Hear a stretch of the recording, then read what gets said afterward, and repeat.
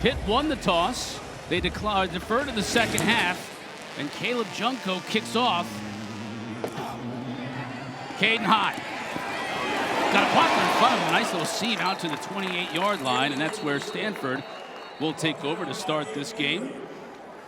First-year quarterback, first and only year quarterback, Ben Gulbranson. Max, transfer from Oregon State. Yeah, rare transfer from Oregon State. Started games there, had success there. Was 7-1 as the Beavs starter.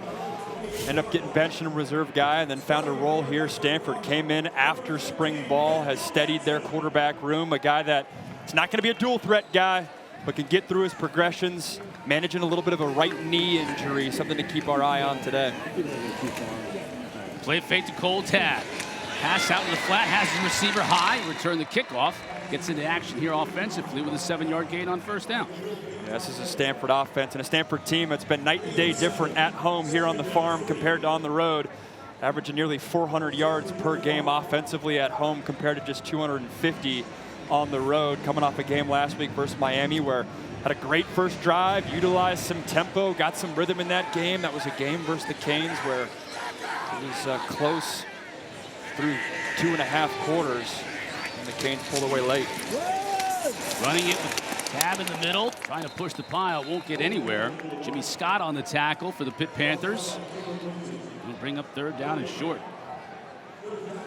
Frank Reich is the interim head coach, and he prefers it that way. It's a strange situation. He's not pining for the job. He knows he's the interim, and that's the way it is. Yeah, it'll be interesting to see how they handle the next month ahead, but a unique situation across the board. Troy Taylor dismissed March 31st. Andrew Luck, like we're seeing right there, new general manager role, which we're seeing throughout college football, hires his old head coach. They spent 1 year together with the Colts. Frank Wright, who thought he was retired, found himself the head man for the Cardinal this year. On 3rd and 3, Tab. Won't get there. It's going to be about a yard shy as Tamon Lynham came in from his cornerback spot to make the tackle. And while Gulbranson stays on the field, from his own 37. I'm surprised at this, but the offense remains on the field with 4th down coming up. To me, this is a decision by Frank Reich, knowing the Pitt offense that he's going against. It's a Pitt offense that's averaged 43 points a game ever since Mason Heintschel took over at the quarterback spot. On these 4th and shorts, I would imagine they'll be aggressive, knowing they got to keep pace with that offense. They give it to Tab, and he stopped short.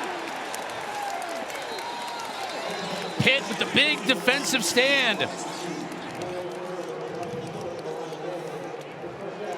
Cameron Lindsey from his linebacker spot putting the stop on Tab. And big Shawn Fitzsimmons at the defensive tackle spot, winning his one-on-one matchup inside versus Khalil House.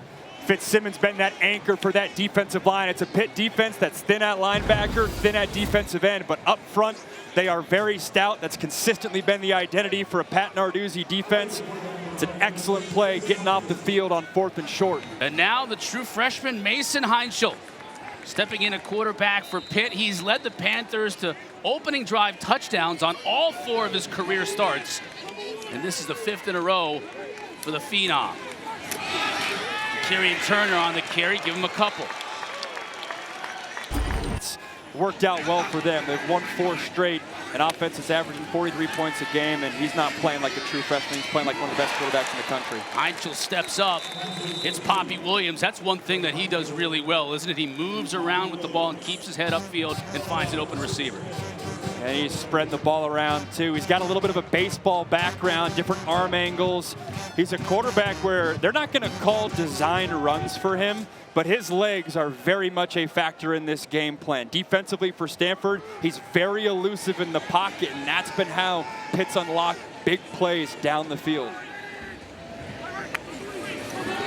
Heintschel to throw, tight end, makes the catch, and now inside the 20. That's Justin Holmes on the catch. Lonnie McAllister, true freshman, making just his 2nd start of the year and his career on the tackle, but Pitt's in the red zone. Yeah, it's a Stanford defense and a Stanford secondary that's been very banged up. Pitt's got 3 good tight ends they can get to. Good to see Justin Holmes healthy. He was out a couple weeks ago versus Syracuse. A lot of weapons this Pitt offense can get to. Heintschel to throw. Looking to the end zone. Man, got a touchdown. Kenny Johnson. Bang banged up last week. Wasn't sure he'd be able to go this week. Made the trip, and he's already made a trip into the end zone. Kenny Johnson was lights out a week ago. 7 catches for over 100 yards and 1/2 a play. Was banged up coming into this game. Looking healthy there. Big physical receiver that has really come on for this Pitt offense in the month of October. Now into November, starting off well with a touchdown catch.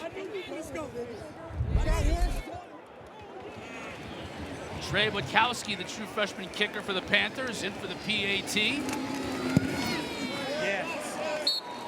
Long trip out to the West Coast, short trip into the end zone. Season has gotten national headlines. You know, Pitt faithful have seen what he's done the past 4 games, but getting some national recognition and seeing why on that first drive.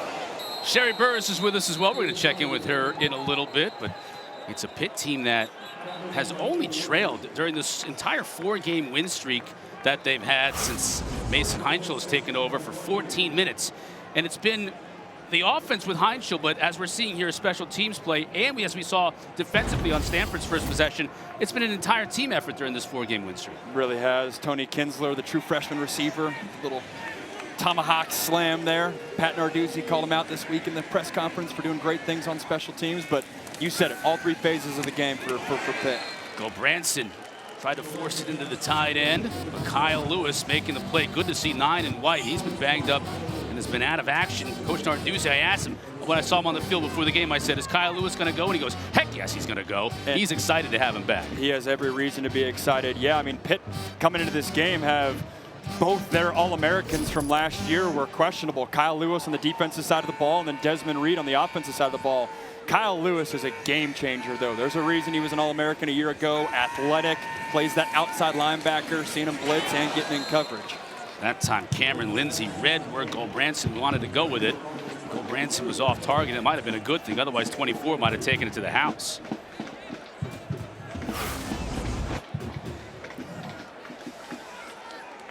It's a nice job right there by Cameron Lindsay. He was one of those guys that filled in when Kyle Lewis was banged up.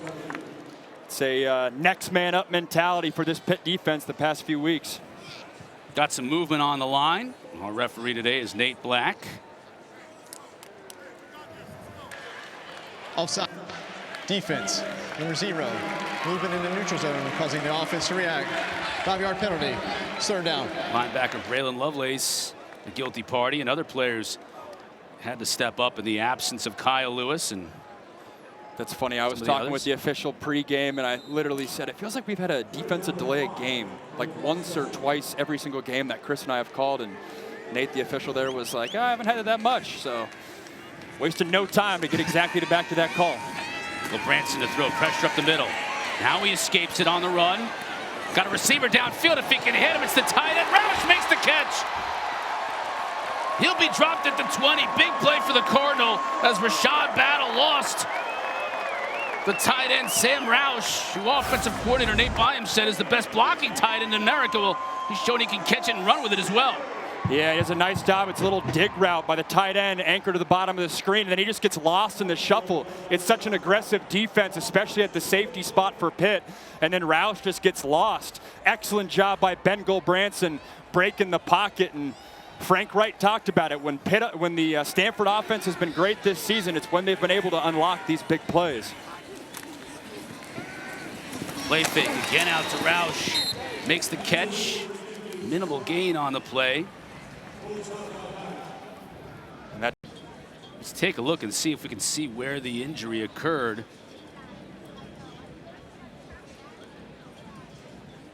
Nothing is readily apparent, but he's already in a lot of pain right there. As you can see, he goes down to a knee. Right just on the collision, that's where it happened.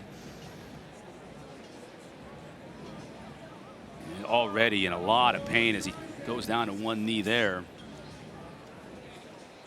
Yeah, it looks like he's holding his right wrist, and there's nothing nothing shows there. Luckily, he picked up 4 on the pitch and catch.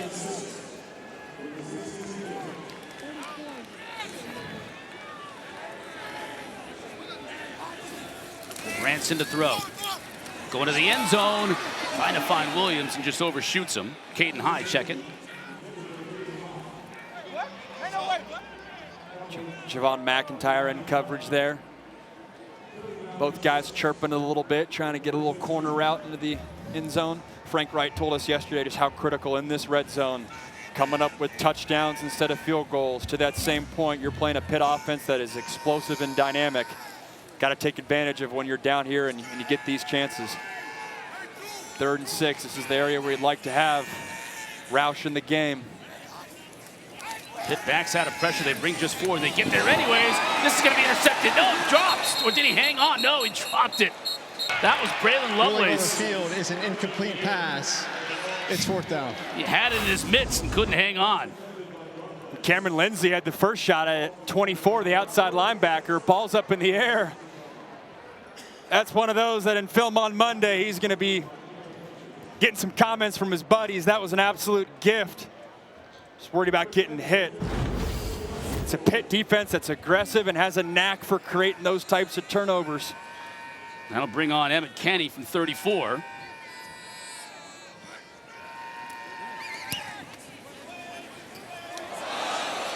And doinked it in. So a couple of breaks for the Cardinal in successive plays. The dropped interception. And then the kick off the upright. Emmett Kenny's living right. 7-3. Pitt's on top early. I think Narduzzi should wear one of those. I'm postulating that Narduzzi maybe has never gone west of El Paso. Span on the kickoff return. Flag down. Let's check the marker here. The Span was dropped down at about the 18. Pitt may be moving back as this was from behind the play, but let's check in with Nate Black, our referee. During the return, holding, receiving team number 38. 10-yard penalty, 1st down. And Pitt will back up. Sherry Burris is down on the field. Sherry? Chris, Pitt changed their approach to they start earlier in the week preparing for what those first, what they're going to be doing when they finally get the ball. And Coach Narduzzi gave me the example. He even overheard his team talking about it throughout the week. Well, starting from deep in their own territory here on the ground. Just trying to get out from the shadow of their own goalpost, getting it out to about the 11. It's Jakirian Turner. It's nicknamed Boozy. Yeah, the true freshman who they love, but the fact that Turner has gotten both opening drives for Pitt maybe means that Desmond Reed, their star running back, is out, got banged up in the 2nd half last week versus NC State. He changes the complexion of this offense. That time finding Turner out of the backfield. Flag down as he gets run out of bounds at about the 30. But we got to check that marker again. That's where they use Desmond Reed all the time out of the backfield. Exactly. Acts like a 5th receiver for this Pitt offense, but Turner's great too out of the backfield. Like I said, they love this true freshman. Pass interference. Offense, number 3. Penalty is half the distance to the goal. Still 2nd down. Call goes against Blue Hicks. Do you see a pick or something on this? Yeah, I think they're going to get the receiver on the bottom of the screen. Blue Hicks ultimately on this defensive back, where he's coming down for the nickel there instead. That's one of those. I think if you're Blue Hicks, you're trying to get through him. He didn't really utilize his hand, so it wasn't egregious. But when that ball's all out quick, they're going to call that. Seeing right there, Des Reed making the trip. No helmet though. He is dynamic, like you said, Chris. Really a 5th receiver for this offense. When he gets in there, he's explosive and been really dealing with that, high ankle sprain that's been nagging him for pretty much the past month of the season. So Pitt really backed up here on 2nd and 13 after the penalty. Heintschel from his own end zone steps up. Now he wants to go to Blue Hicks. Just a little bit behind him and defended very well on the play. Freshman Lonnie McAllister.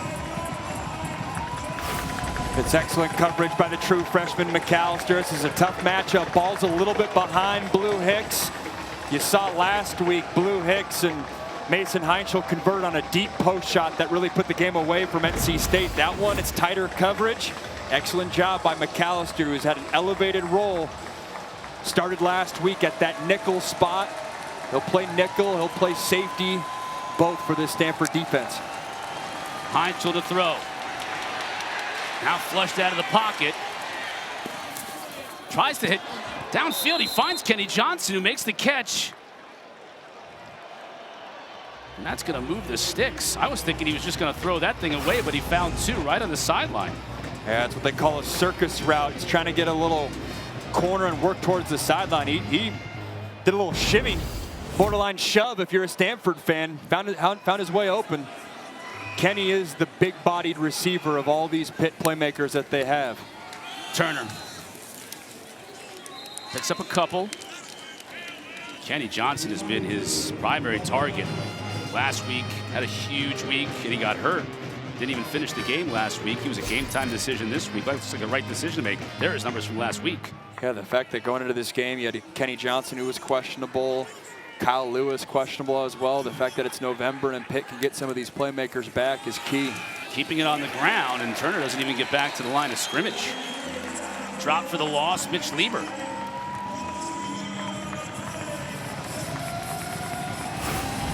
I like the design by Stanford. They're going to blitz Mitch Lieber, from that safety spot. Get an extra hat in there in the box. Lieber's the guy that's put a lot of football for this Stanford secondary. Getting another 3rd and long, though. Last time couldn't get off the field. This time Pitt loves dig routes to Kenny Johnson in this scenario. Kenny's not on the field on this play. Heintschel in a little bit of trouble here. Again, scrambling. He's going to keep it. And he gets hit hard. Ball out. Ball is loose. And Stanford's got it.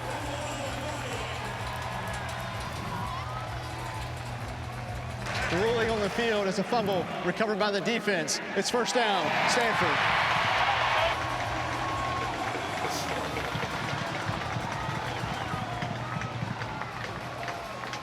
Mason Heintschel took a lick here. Excellent blitz by Josiah Galvin, that middle linebacker spot. And you can see him come from behind, number 0. That doesn't look pretty. He's got defenders in front of him, down by his knees, and then up by his collarbone as well. Just gets crunched there. Awkward landing at the bottom.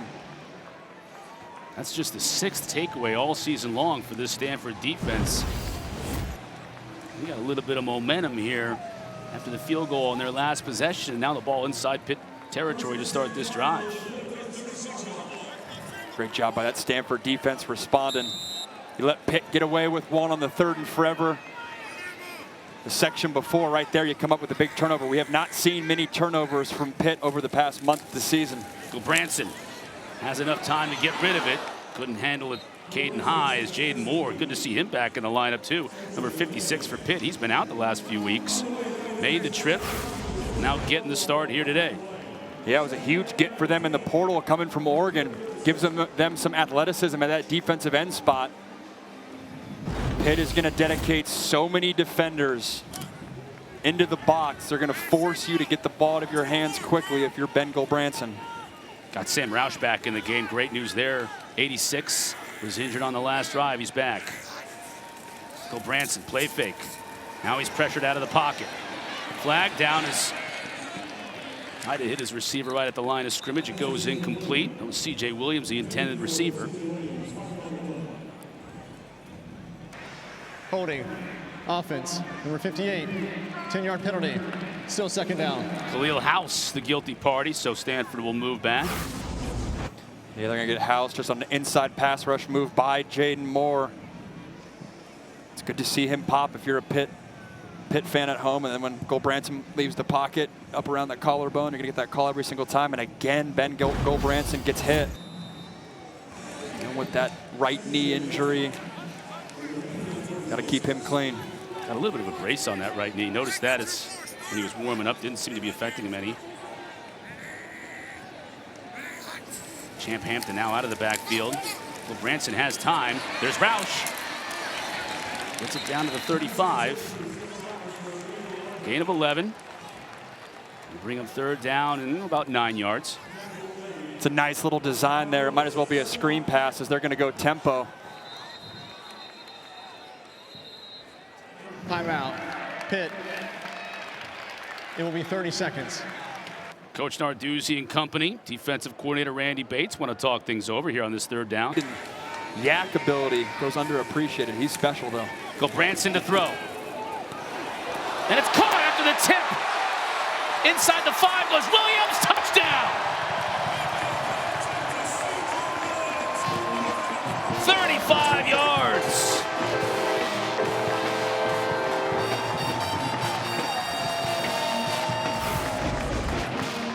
Really double coverage on the top. Pitt's got a corner underneath and a safety up above. Gulbranson tries to force the issue, and C.J. Williams says, look what I've found. He's their #1 receiver. There's a reason they're double teaming him, but we saw the Pitt defense drop a tipped interception. C.J. Williams not dropping that one. Stanford gets a gift for a touchdown on that one. Kenny with the PAT. We talked about it. This team, they've won 4 games in a row here in the farm, going all the way back to last year. It's tough to make this long cross-country trip because of players like that. C.J. Williams with the score.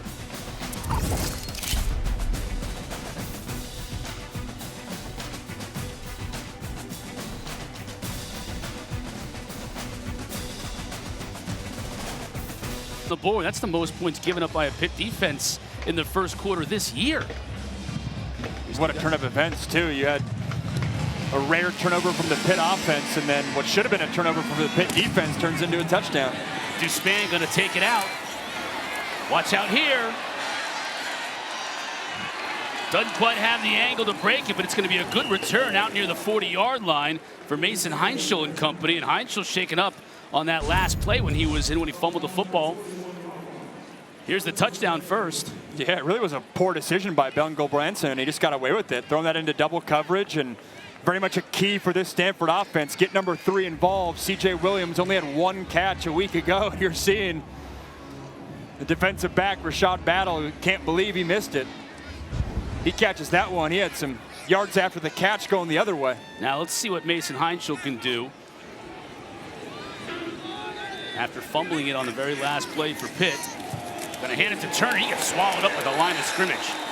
Braden Marceau Ola Yinka just all over Jakirian Turner. You got Turner just running into a wall. It's a great job just anchoring the center of that Pitt offensive line. It's a Pitt offensive line who's banged up. Their starting left tackle to start the year, Jeff Percy's out. Starting left guard to start the year, Keith Gueva's out. Lyndon Cooper, their center, is very much the anchor of that offensive line. Heintschel dumps it down.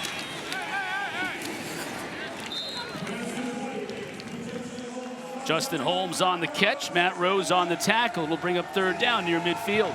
Heintschel's been excellent ever since he got the starting role, but that is one area they've been coaching him up on. When it's not there down the field, don't always have to play hero ball. Even though he's great at it, take what the defense gives you, check the ball down, 3rd and 3. The entire playbook's open. Pitt has not been able to run the ball very effectively today. 7 carries for 9 yards. And they're all sorts of confused lining up here. Might have to take a timeout. And they're going to have to. Offensive coordinator Cade Bell is halfway to the 50-yard line. There's Cade Bell. In his mind, he can get things going, and then he can move on to the next route, Chris. He's moving on to the next one here. They need to pick up this 3rd down, or they're giving the ball right back to the Cardinal after having great field position on that kickoff. Pressure up the middle.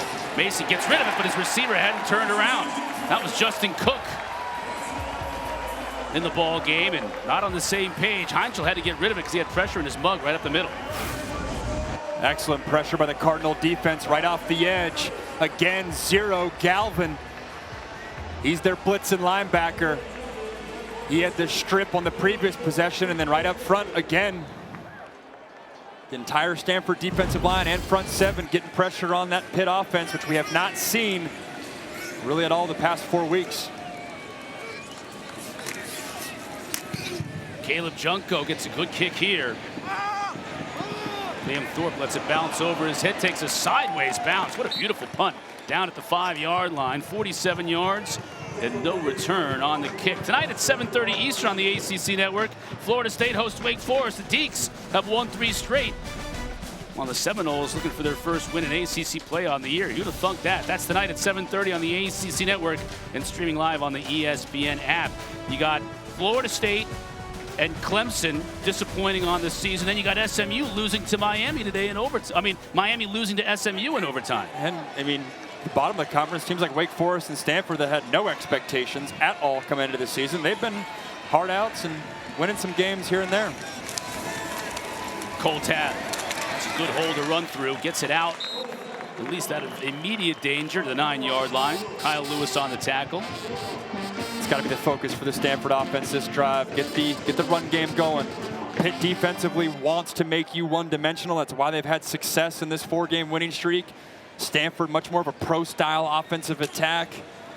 Can't get in a game where it's just Ben Gulbranson's right arm. Got to get Cole Tab involved. No Micah Ford today.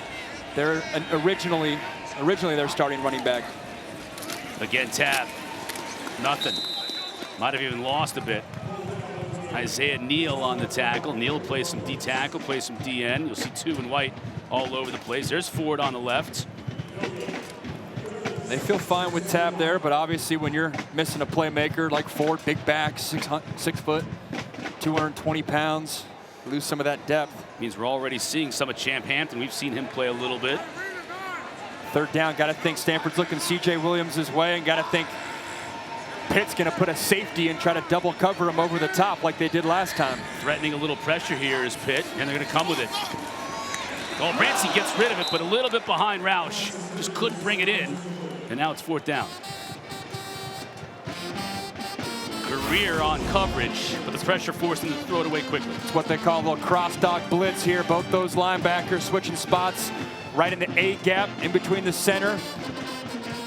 Stanford called these linebackers for Pitt really just big safeties given how athletic they are. They're always playing downhill. It's the right decision by Gulbranson. Replace the blitz with the throw. Just off pace there. Aiden Flintoff to punt from his own end zone. Poppy Williams is standing by. It's a great kick.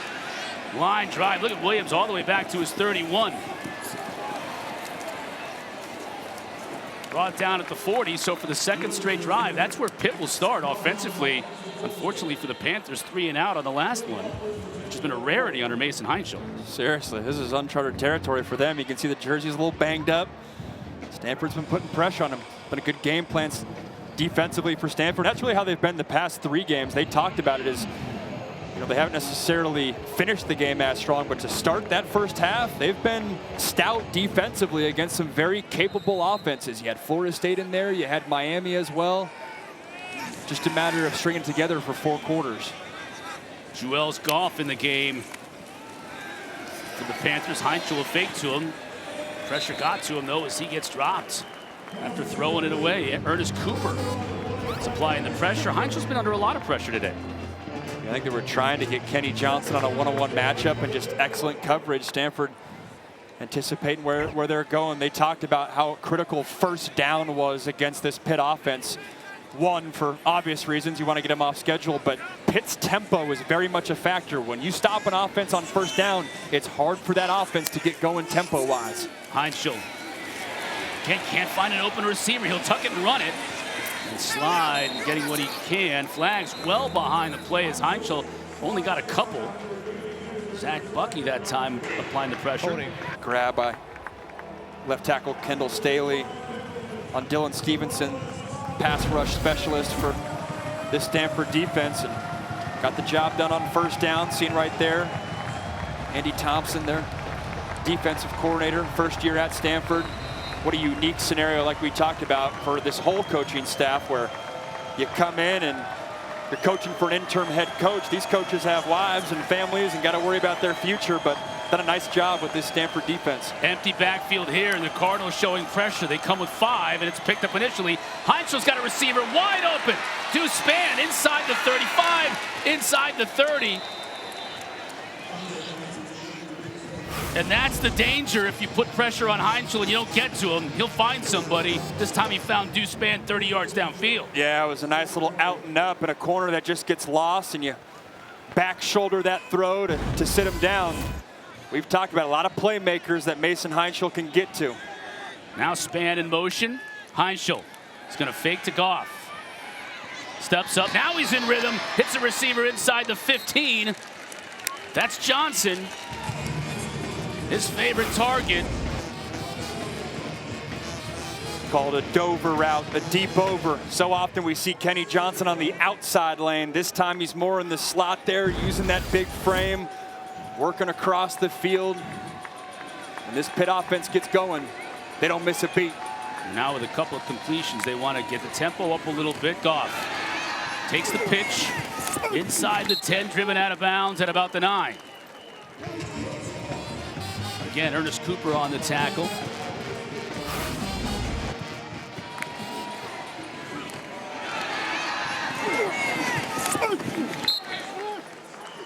Little grunt and groan in NFL style, pop in the NFL film style, pop in the pads. Jarrell Goff's a good player too. He's their 3rd running back for Pitt. Started the year as their 2nd running back, but Turner has really come on. Didn't have a huge role in last week's game, but scored a touchdown 2 weeks ago versus Syracuse. This is a deep running back room. Goff takes the handoff, tries to dance his way around pressure, and does. Inside the 5, good run by Goff. It'll be short of the first down by about a couple. But he made a lot out of absolutely nothing on that play. Yeah, they love his speed. Great wiggle in the hole here. Sets up his blockers, then cuts backside, and then make a man miss in the hole. That's the job if you're a running back. Can't block everyone when they get into the safeties. Got to win that one-on-one matchup. Excellent run right there. Putting your offense in 3rd and short, whole playbook open.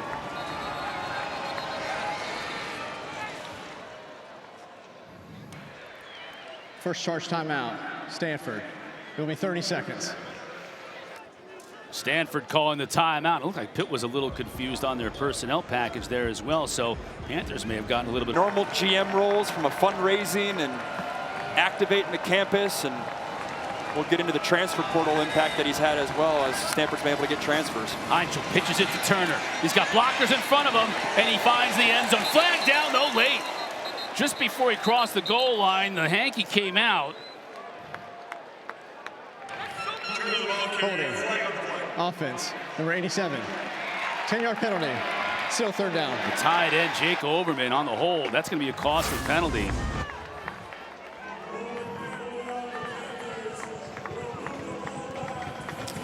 It's a tight end they love. Little toss sweep, you get out leverage, and can't do that. Overman's a transfer from Oregon State. Used to play with Ben Gulbranson, Stanford's quarterback. A rare West Coast game for the California native. So 3rd and 10 now after they march off the penalty from the 12.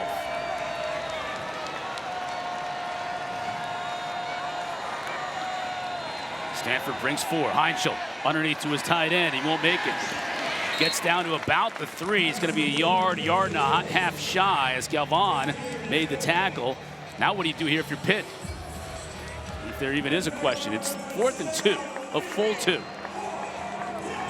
Call me conservative, I would take the points. If I'm Pat Narduzzi, I trust my offense to keep in this game. May let this clock wind down so they have the time in between quarters to discuss things, and that's exactly what they're going to do. Defense trying to stop Pitt on a 4th down and 2.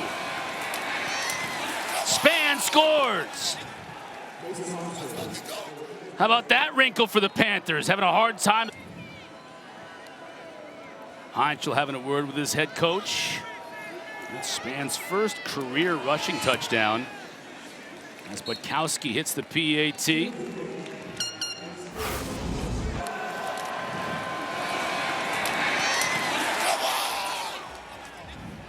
The emotion from Deuce Span after he took a big hit from the leading tackler on this team, Matt Rose, and still fell in. Span was recruited as a quarterback to Illinois, transferred to FSU as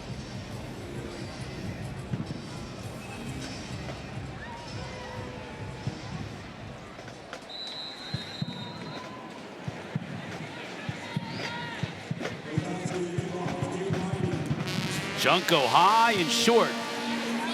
Cedric Irvin is going to catch it, fair catch it at the 15. And that's where the Cardinal will take over after Pitt scored on the first play of this 2nd quarter. One thing Coach Narduzzi has done a really good job of throughout his entire time at Pitt is recruiting the state of Florida. He's got a number of players, including Deuce Spann from the Sunshine State. It's been consistent, too. That was the case when I was with Narduzzi in 2017. They go down there, they evaluate players as good as any program in the country. When you look at composite rankings and then who ultimately is getting awards at the end of the season and who's getting drafted from a value perspective, Pitt does it as good as anyone. Gulbranson, play fake. Nice job defensively. Go out and make the stop. It's Marcus Brown on the catch, but only a gain of 2 yards.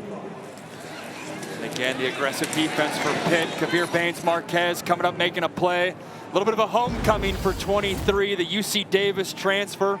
Grew up in the Bay Area, said he's got nearly 60 friends and family members here in attendance. It's been a great addition for this Pat Narduzzi defense. Branson under center. The 2 tight ends. Play action. Now he's going to go for it all. Trying to find Farrell. It's intercepted. Picked off by Javon McIntyre. Farrell's got a lot of speed, but he was covered like a glove on that play. Javon McIntyre does an excellent job knowing what Stanford's trying to do, trying to get the deep shot down the field, and then at this point, he just becomes the receiver. High points that ball, and it's the second time we've seen Gulbranson try to force a ball downfield into double coverage. The first time, Pitt did not make him pay. They very much made him pay there.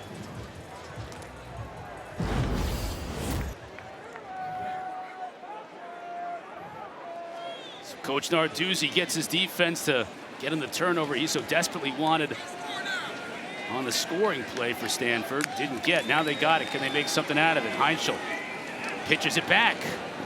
That's going to be a run. Kenny Johnson, as it was a lateral back to him. Now the flag comes out.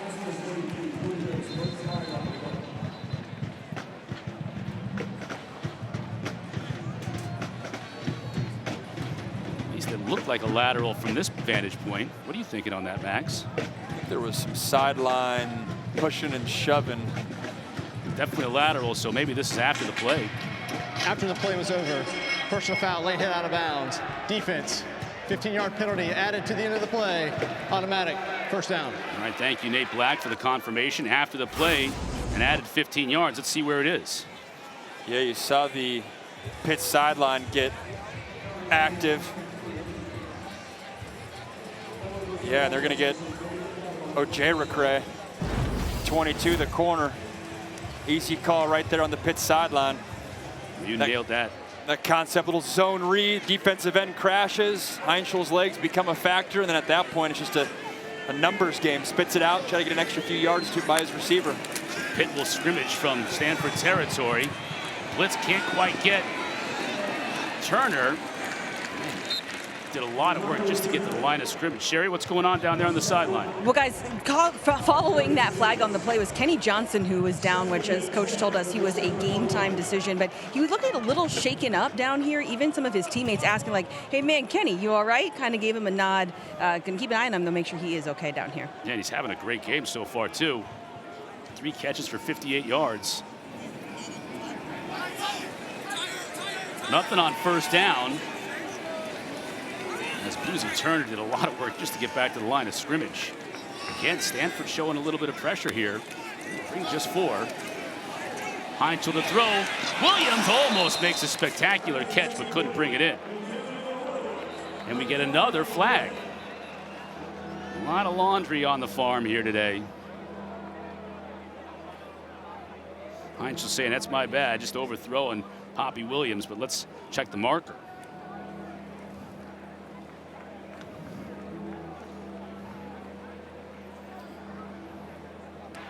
After the play was over, personal foul, unnecessary roughness, offense, number 53. 15-yard penalty, the down counts, it's third down. Kendall Stanley. This is a phenomenal route by Poppy Williams in the previous play. You're going to get 5 working out in the motion, then he's going to break out a little out route. He gets the defender all sorts of turned around. He's their speedster. The slot, the route runner specialist, Spent some time with his offensive coordinator, Cade Bell, at Western Carolina, came with him to Pitt. Mason Heintschel's going to want that one back. 3rd and 25.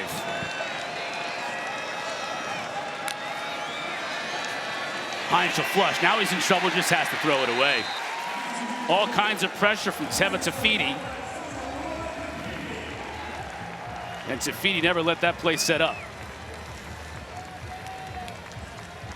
This is the first time we've seen it. We've had Pitt a handful of times getting pressure on Mason Heintschel, making him uncomfortable. Takes another hit there. Excellent job by Tafiti at that edge outside linebacker spot, getting some pressure. Anytime it's 3rd and forever, always got to be thinking screens and draws. The Cardinal defense sniffs it out right away. 2nd 3 and out on the day for this Pitt Panther offense. The freshman Thorpe makes the fair catch at the 25. Stanford's doing a good job defensively. Can they answer on the offensive end? Coming up.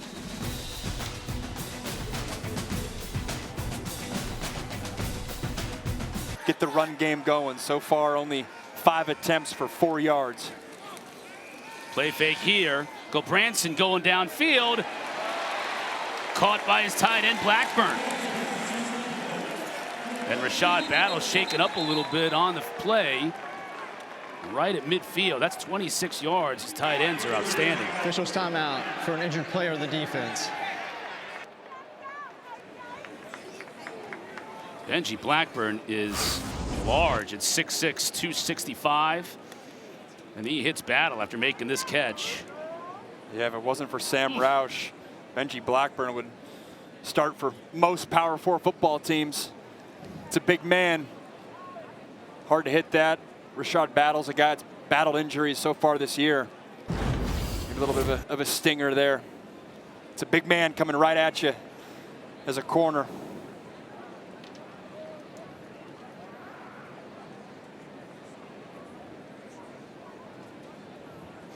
It's a secondary that's battled injuries, as pretty much Pitt's battled injuries at every level on defense. They've been thin at defensive end. They've had all kinds of issues with linebackers.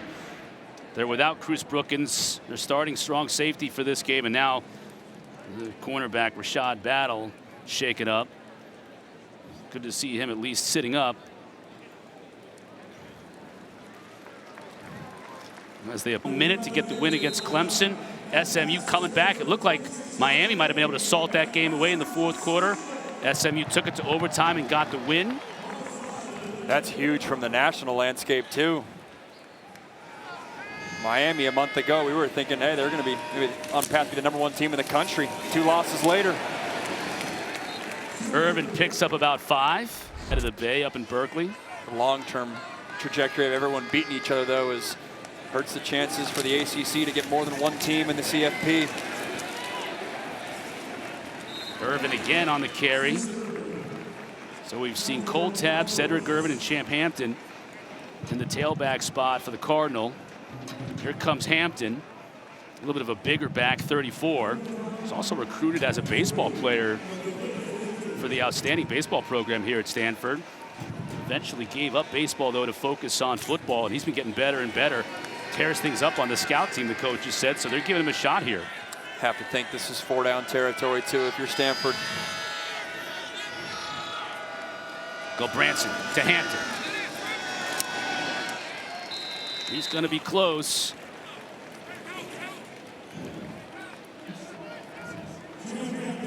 And they're moving the sticks.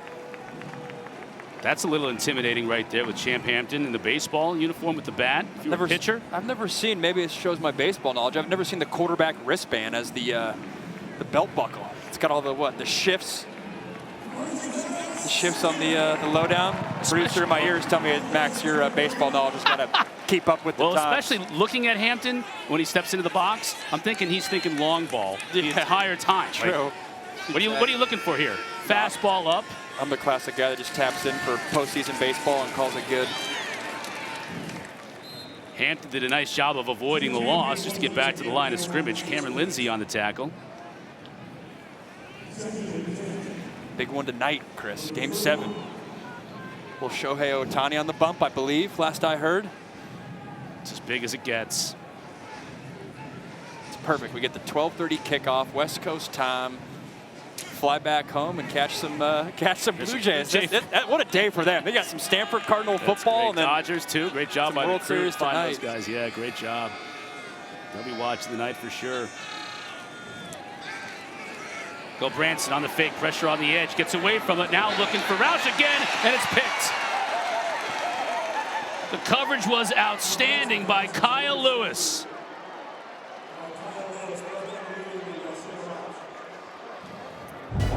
He's been out for a couple of weeks. He's back now. Pitt All-American linebacker Kyle Lewis showing the athleticism.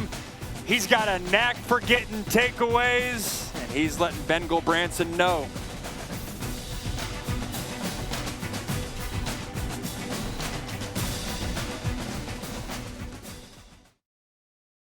We got to go back to that banana Laffy Taffy. That is a red flag. That is the worst candy in the bag. Trade that away if you're a little kid and you got that in your pillowcase. Boosie gets about 4. I'm going to send it down to Sherry before we get into what you want to talk about here, though. Sherry, what's your favorite Halloween candy? Oh, man, I love a Nutrageous bar. Have you ever had one? It's yes. chocolate Nutrageous. butter.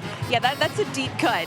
Trick and treat for this game, you guys, is incredible. Pitt already 2 interceptions. And it's because of their great coverage. This week, head coach Frank Reich detailed just the challenge that the defense has because they always have the same pre-snap look.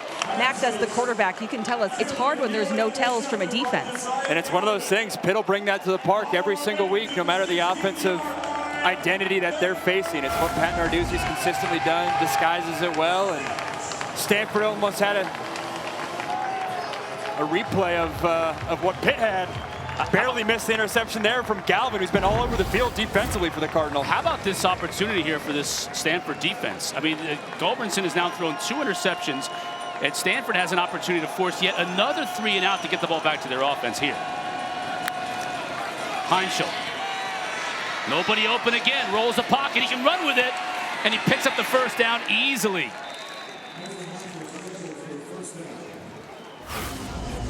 This is a big part of Mason Heintschel's game. Can leak outside the pocket, can be athletic, and he's got enough mobility to outrun a defensive line. Great job picking up that first down. Oh, and whistles as the snap got away from Heintschel just as the whistles blew. False start, offense. Not all 11 players were set prior to the snap. 5-yard penalty. It's first down. And that was a mess. This is Pitt trying to go fast, trying to get that momentum going offensively and build on picking up a first down. And it's 1 step forward, 1 step back. And they had a huge problem with that. Their last road game in the Dome versus Syracuse. A lot of penalties in that game, many of which were procedural. Was an area of emphasis 2 weeks ago in practice for Pat Narduzzi.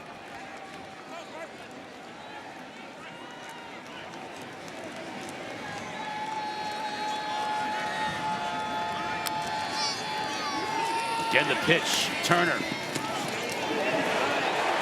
cuts it back inside, still on his feet into Stanford territory.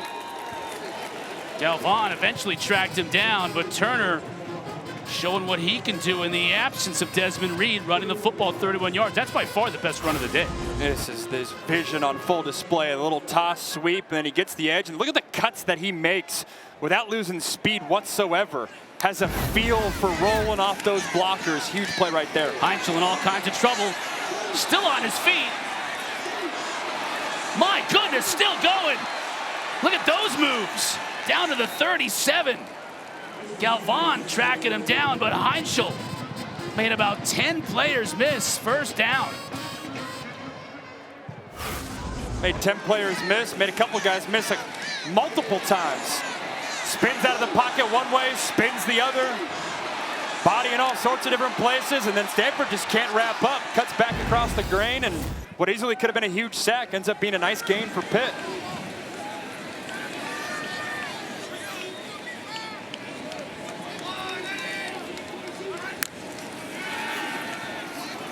Heintschel has more time, this time tipped to the air.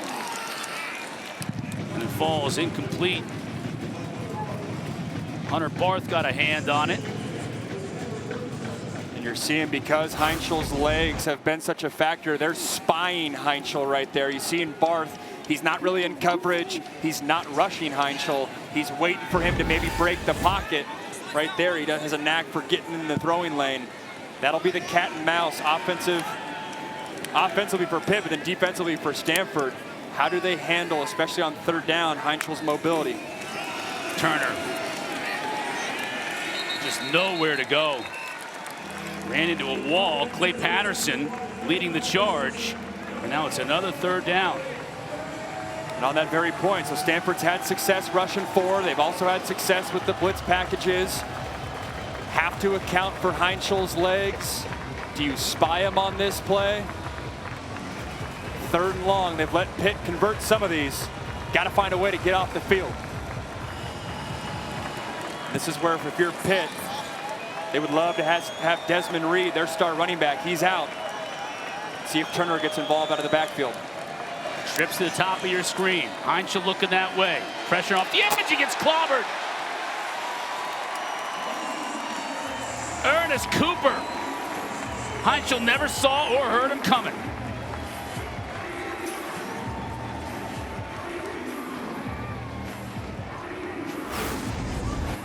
Yeah, again, you got 23. He's going to come around the bend.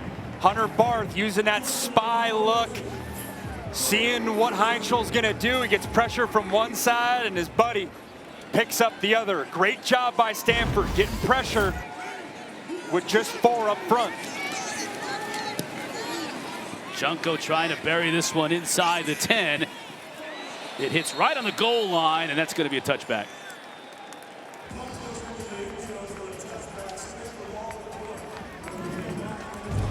First sack of the day for this Stanford defense.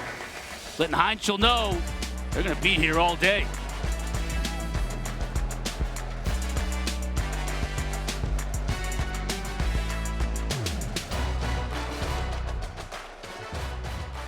Yeah, right? Love the tree. It's one of the best mascots in the country. I would rank it in the top 10 for sure. Visibility's got to be a struggle, but it's always got the juice. Irvin picks up a yard. Both these teams are having a hard time all game long, really establishing a running game. Pitt did a better job on that last drive. But 10 rushes for 15 yards on the day for Stanford. Max, how much is that contributing to the coverage that we've seen as you see the drive chart from this Pitt defense? Yeah, it's huge. You just don't fear the run game at all for Stanford, so it allows these edge rushers to pin their ears back and these safeties not feel like they're going to get beat over the top. Gulbranson. That one is short. Ooh, Braylon Lovelace was almost able to bring that one. Or Kyle Lewis, checking Kyle Lewis in coverage. He almost had another one. Yeah, and Gulbranson's just not seeing this right, because it's clear that you got Lewis dropping underneath. You know, even if Lewis isn't there, you could make the argument that receiver's covered. Got to get through his progressions, can't force the ball into these tight windows. Again, this Pitt defense, you're going to sit in a cover 4 structure. They play press on the outside, going to put your corners on an island, and safeties are relatively close to the line of scrimmage. Pressure on the outside. Gulbranson forced out of the pocket. He's going to be brought down.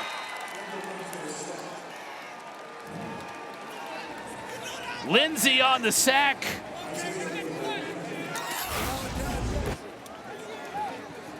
Kyle Lewis one play, and it's his backup Cameron Lindsey on the other. Linebacker spot just right there on the edge. Not enough hats to block all the Pitt defenders, and this is what we've seen really the past month. The aggressive nature of Pat Narduzzi's defense. It's in his DNA, and he loves it. Flintoff will now be forced to punt deep in his own end zone with Poppy Williams standing by near midfield. Williams calls for a fair catch right at the 50. That's where Pitt will take over at the 4:10 mark of this first half. Mason Heintschel started this game 8 for 11. He's 0 for his last 4, so he's kind of slowed down a little bit, cooled down, while the running game has picked up a little bit. We saw Jakirian Turner having a nice little drive that last time out. Yeah, this Stanford front 7 has kept him in this game. Feels like Pitt's had control. Mason today, 8 for 15. Past couple weeks hasn't been as efficient. The completion percentage has dropped a little bit, but the big playability has skyrocketed. And you'll take that if you're Pat Narduzzi. Reminder that Pitt will receive the second half kickoff. So maybe hoping to get a 2 for here. Turner, nothing doing though. That Stanford front 7, to your point, looking to put the kibosh on those plans. Lieber from his safety spot coming in to make the tackle.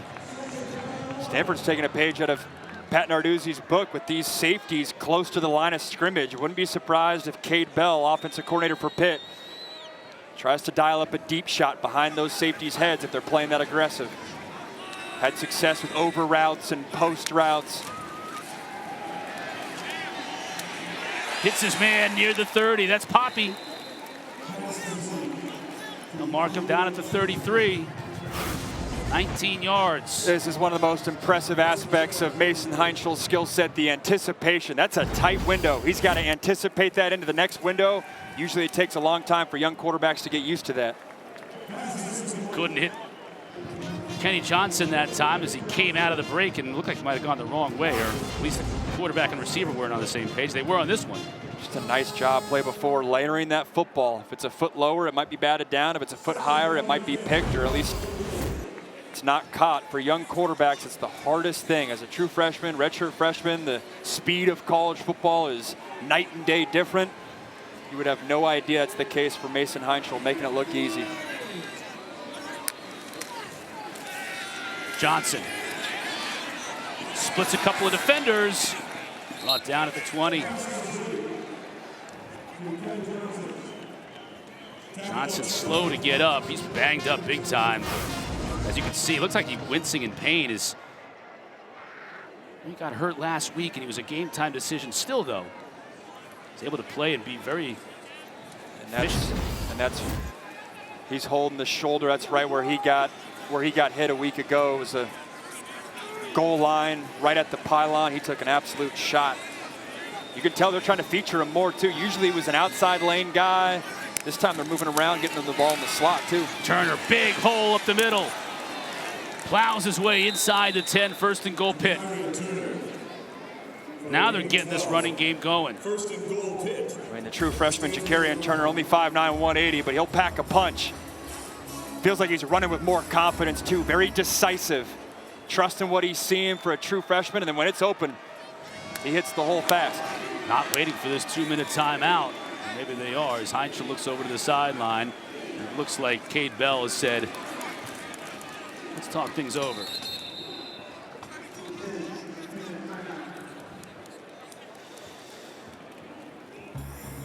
Coach Narduzzi's sweating it out. Stanford's making him do it. The true freshman quarterback battling, as is Gulbranson. Tight one here on the farm.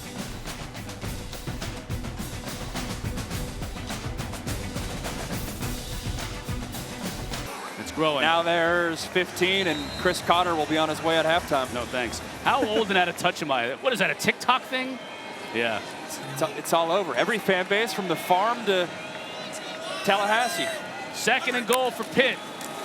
Pressure up the middle, picked up, so Heintschel has time. Now he has Poppy.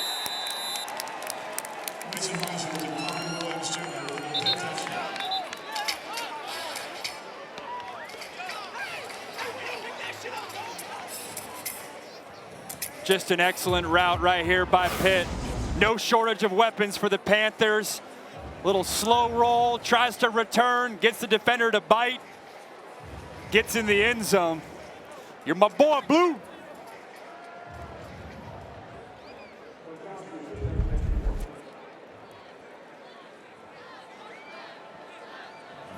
Butkowski for the try. And he extends the Pitt lead. 7 plays, 50 yards. Just under 2.5 minutes.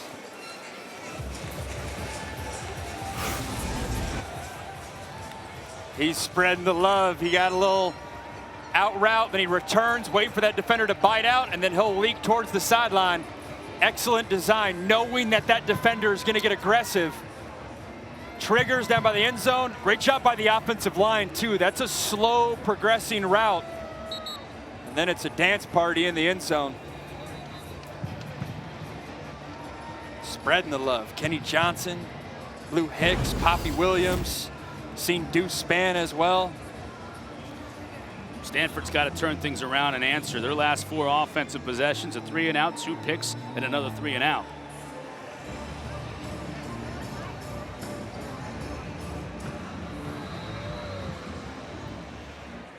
Both teams with 1 timeout on the board. Junko lets it fly. Fair catch made by Caden High.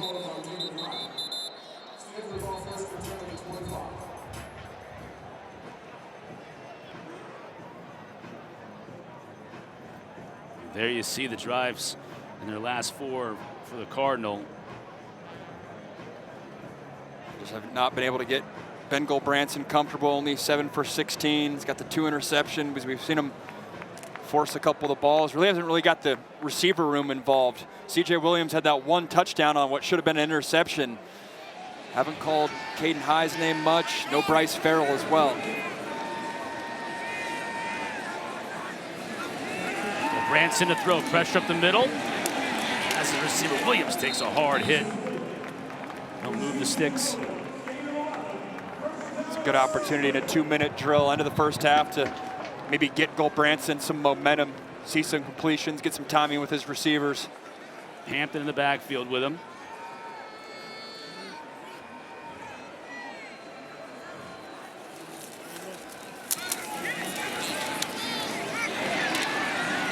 That's the tight end, Roush.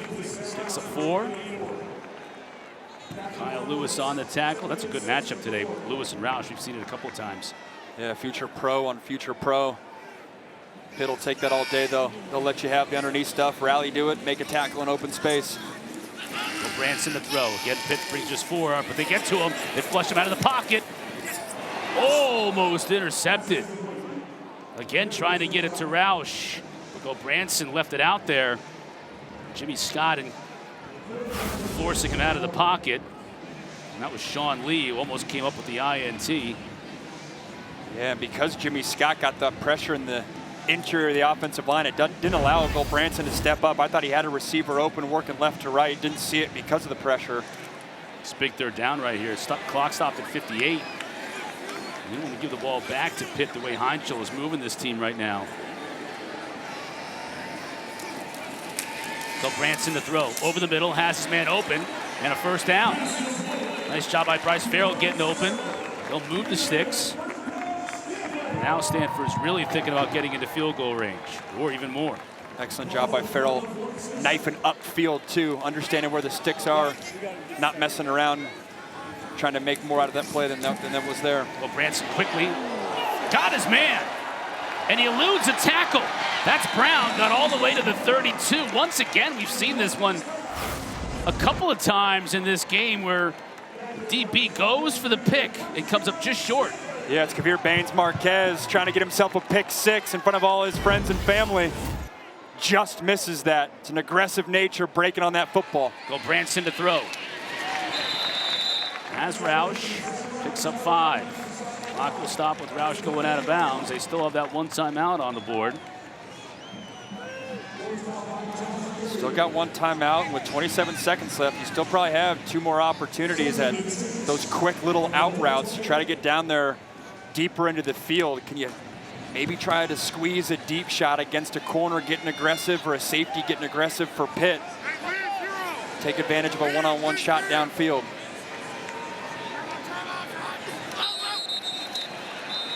They'll move back 5 yards.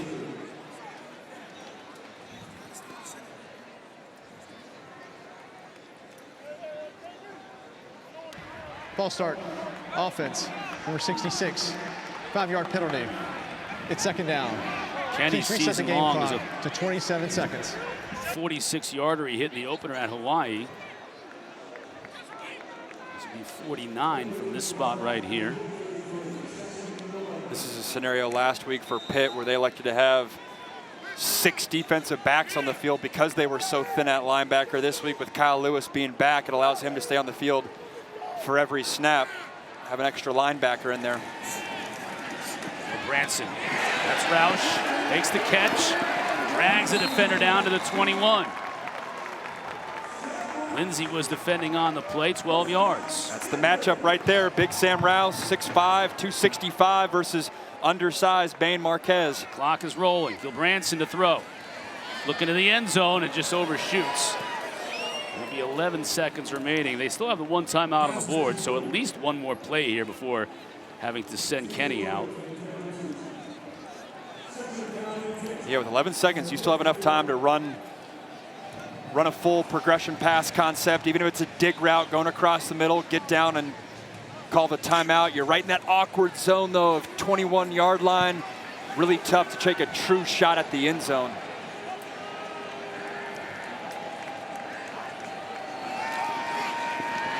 Gulbranson running out of time, and he takes the sack. Now you're going to have to use that last timeout and send Kenny in here.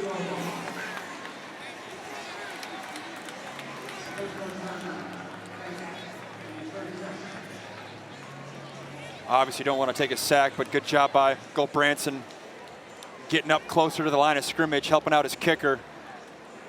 Walking off the field a little gingery. He's been taking a lot of hits. The pocket just collapses on him. Pitt using a little defensive tackle stunt game there between Neal and Winnington, showing off the club. Luckily, he's not a DB.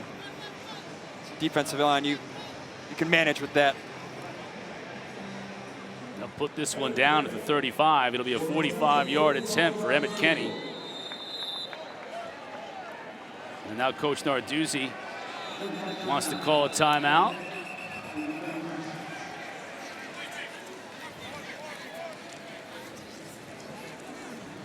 Ice Kenny on a beautiful 75-degree sunny day without a cloud in the sky.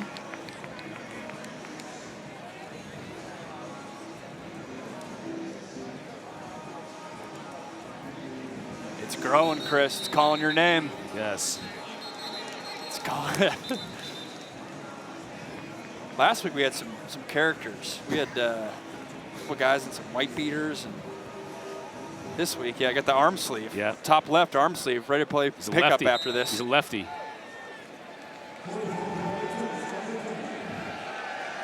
Are you kidding? He's got a quantum physics lab after this. Got to get a weight room session in beforehand. Kenny from 45. Good snap, good hold. The kick is good.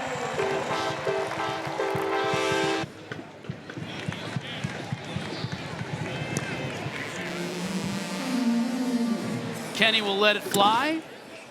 And Span will take a knee in the end zone. Jerry Burris spoke to both coaches at the half.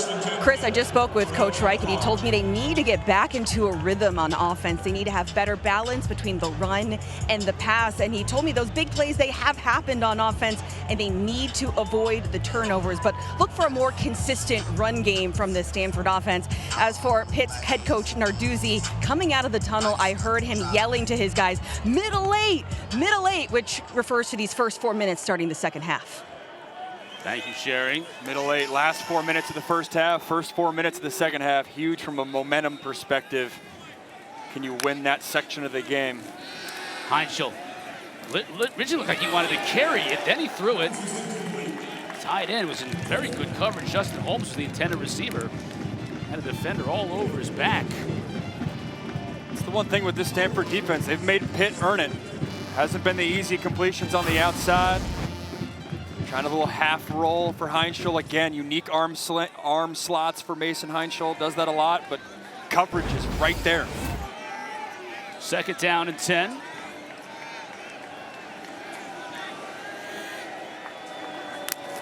Heintschel again to throw. Stanford brings just 3, so Heintschel has all kinds of time. Now he has that tight end, Holmes. Didn't work on first down, but it did on second. 14 yards, move the sticks. That was a nice design by offensive coordinator Cade Bell. He went like they were going to do a rub route across the middle of the field and then got Holmes going back the other way. Nice concept there. Quickly out to Williams. Needs to make a couple of players miss. Can't do it, but he was able to pick up 3. Lonnie McAllister, true freshman. Again, making just the second start of his career on the tackle. And hit Mason Heintschel after that hit 2 plays ago, holding his right shoulder, and Pitt fans will remember a couple weeks ago versus Syracuse was dealing with the non-contact right shoulder throwing injury. Was a non-factor last week, but we'll have to keep our eyes on that. Heintschel again to throw. That one was no shot to get to Overman.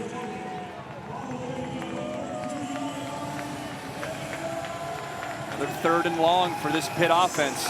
Been a mixed bag in terms of how they're converting this.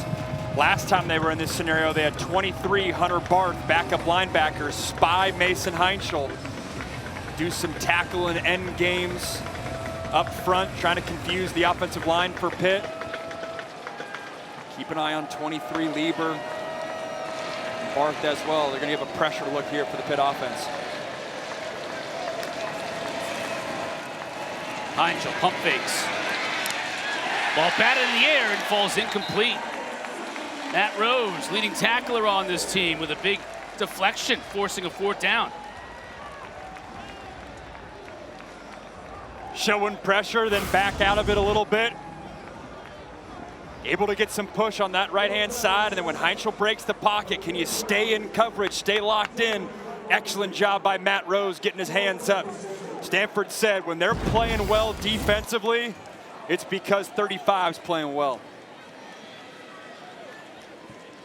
The freshman Liam Thorpe standing by on his own 13 to receive this Junko punt.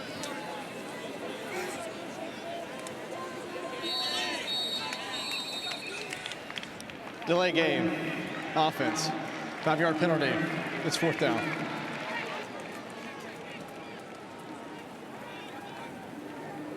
Bizarre flag. It's not like it benefits you. Looks like they were taking their sweet time to get this punt off. Now they're just 5 yards back. Can you explain that to me? Yeah, I got nothing. That's why I'm always wondering what Pat Narduzzi's put in his little notebook there, because he doesn't call the defense. Usually you have ops players that manage penalty counts and things like that. If we get Pitt for the 5th time, we got to ask him that in our next coaches meeting. Junko end over end. Thorpe comes up to catch it. Can't make a defender miss, but Stanford will take over just shy of their own 30.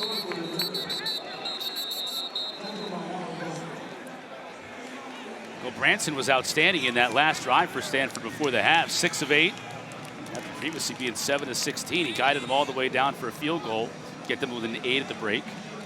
And the one thing they have had success with is getting Sam Roush catches, their tight end.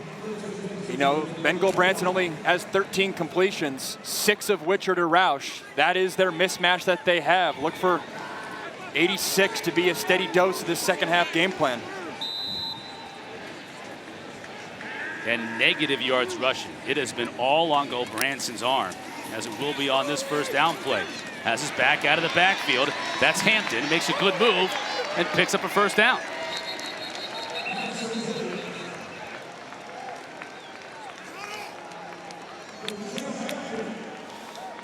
Coming into this game, we kind of thought Pitt might be the team that chucks it up 60 times. Well, it might end up being Stanford in the end, because it looks like, and for good reason, they may just abandon the running game altogether and throw on first down.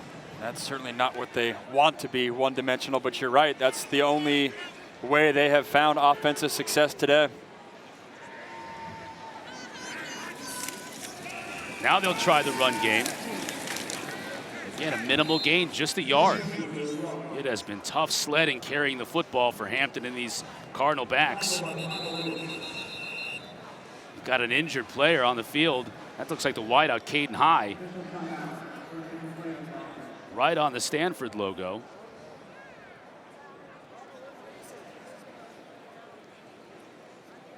And he looks like he is in some discomfort. Does a push-up to get up on his feet, but he's favoring that right leg. Yeah, he unfortunately got rolled up on extremely late, borderline after the whistle. Was tasked with trying to block Kyle Lewis. It's going to be a tall task for any slot receiver, and then was in that mess and I think got his knee or ankle rolled up on. High and Farrell are the two speed guys in this Stanford wide receiver room. So they'll take a look at Caden High. 2nd down and 9. Gulbranson to throw. Has all kinds of time. Now he has his receiver. That's Farrell. Inside of Pitt territory. It'll be a first down. This is an excellent job by Ben Gulbranson getting through his progressions. Ultimately, he's going to hit this curl on the backside, but his eyes go to the left first, and then he works all the way back to that right side. This is when Ben Gulbranson's at his best. When he's clean, he's in the pocket, and he's processing, he's operating. You can see him work from 1 to 2 to 3, back to 4. Nice quarterback play there.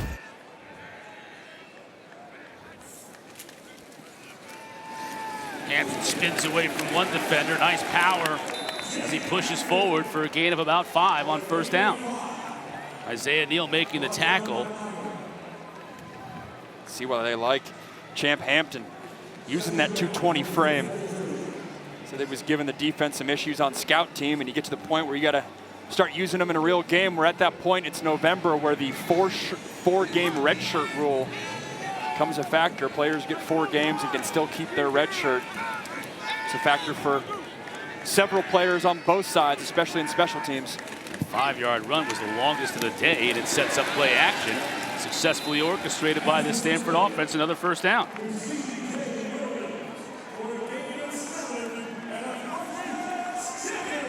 Nice design there. Pitt elects to bring pressure. They bring Cameron Lindsay. Get a nice little hitch route right behind him. Frank Wright's got to like the momentum they have early on in this third quarter.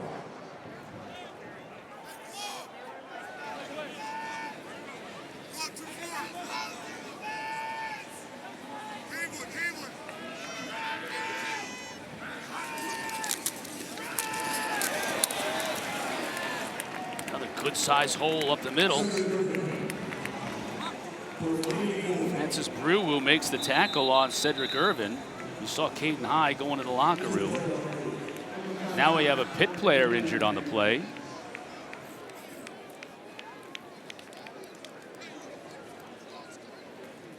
We'll take a quick commercial break and get you caught up on the injury when we come back. Pitt up 21-13.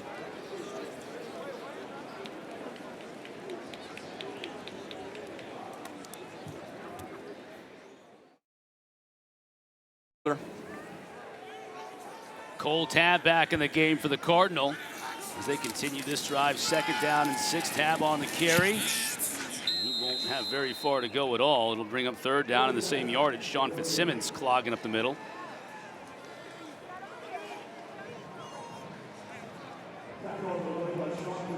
It's a good sign if he's standing right behind the coach, trying to get back in there. 3rd and 6. You've had a nice opening drive for the second half. If you're Stanford, 3rd and 6, certainly gettable. On pace there, but got to manage the pressure that Pitt's gonna give you. Imagine they're gonna throw it. You got to have quick answers on the outside to get the ball to your hands quickly if you're Ben Gulbranson. 8th play of this drive started on the Stanford 29. Gulbranson to throw. Pocket collapses and he goes down. It's going to be hard to attribute that sack to any one player because 4 players got home, including Jimmy Scott. And that's a huge sack for multiple reasons. You kick him out of field goal range. You got Ben Gulbranson now banged up with that right knee injury. And look at the pressure just interior-wise for Pitt, just overpowering that left side of the offensive line. Nick James, name we haven't said much today, 11 from that defensive tackle spot, looping back around, creating all sorts of havoc for Gulbranson.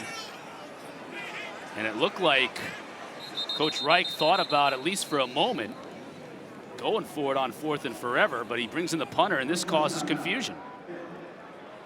If nothing else, he forced Pitt to use a timeout, and Narduzzi's hot.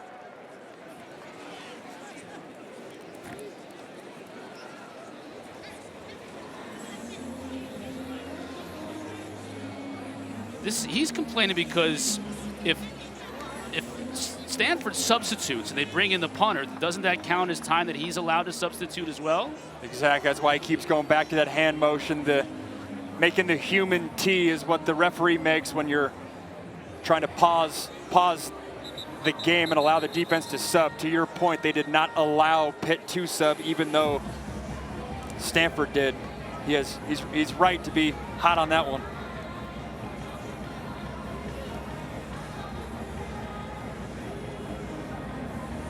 Maybe a little even unintentional gamesmanship from Frank Reich, forcing the timeout use.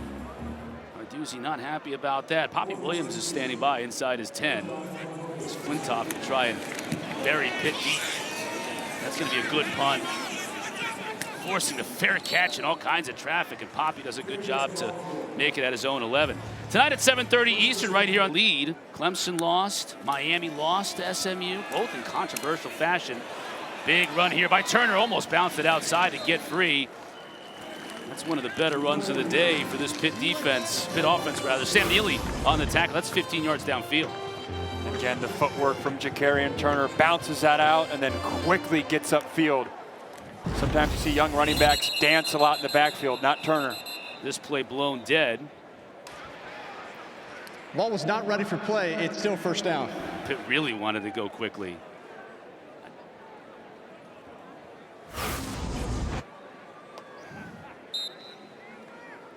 Ball's settled down and the umpire's like, wait a sec, that can't happen. Check that, let me get back. The umpire was making his way on his horse. The umpire was on his horse getting out of the way, and they thought, oh, hold up. Umpire's got some tempo to him. Fake to Turner. Now they're going to throw it to him. Linebacker just catches him. Matt Rose did a nice job of at least getting out there to prevent a really huge play. Neck roll and all. Matt Rose gets a piece of Turner to force him out of bounds. Yeah, they really have Lonnie McAllister coming from this edge, and because that backer blitzes, they got Turner out into the flat to the left with no defender there. It's a nice job trying to get there, but in space with Turner, just a tough play to make if you're Matt Rose coming from the other sideline. Kendall Stanley is the player down for Pitt. And he's their backup left tackle. Yeah, it's a Pitt offensive line that came into the year feeling like they have 8 offensive linemen they can play. Stanley started the year as the backup left tackle. It would probably be Jackson Brown now as the fifth offensive lineman coming in there. Transfer from Cal, from Danville, coming back home, San Ramon Valley. How about Desmond Reed, the captain, all the way out there? He's dressed today, but not playing because of injury, but he's still out there checking on his offensive lineman, Kendall Stanley. And now they may be moving some players around, as you saw a new center warming up, which might mean they'll move Lyndon Cooper out. That happens all the time. If you get an offensive lineman hurt, everyone's got a cross-train, don't they? So if you might have to move a center out, a guard here. It's kind of a shell game, isn't it? And I'm with you. He had a center stance, but I think that was just, we caught him in between reps there. I think that was Cooley, who's played some tackle for them. Obviously, Stanley's hurt as a tackle, so 51. Giovanni Cooley getting some action in there.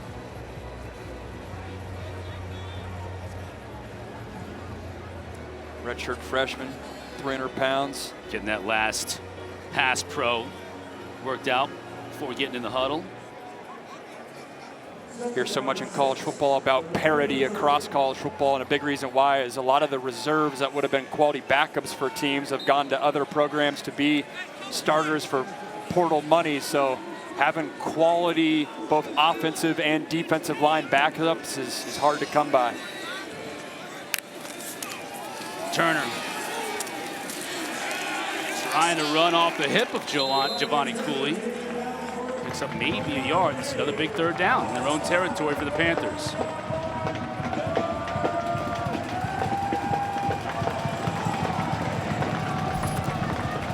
As you might suspect, in their wins, much better converting third downs than in their 2 losses on this season. Today, 40%.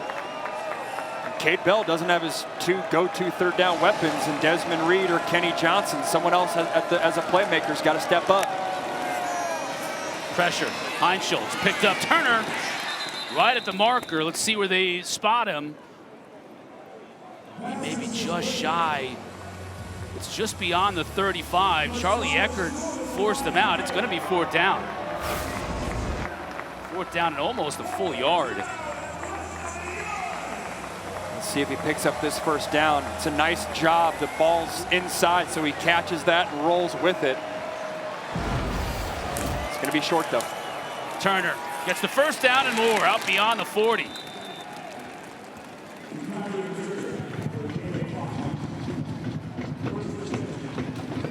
Excellent job by Jakarian Turner, winning that one-on-one matchup in the hole. Stanford blitzes Lonnie McAllister, the safety, but he makes a miss and gets the first down. Heintschel wants to go quickly here.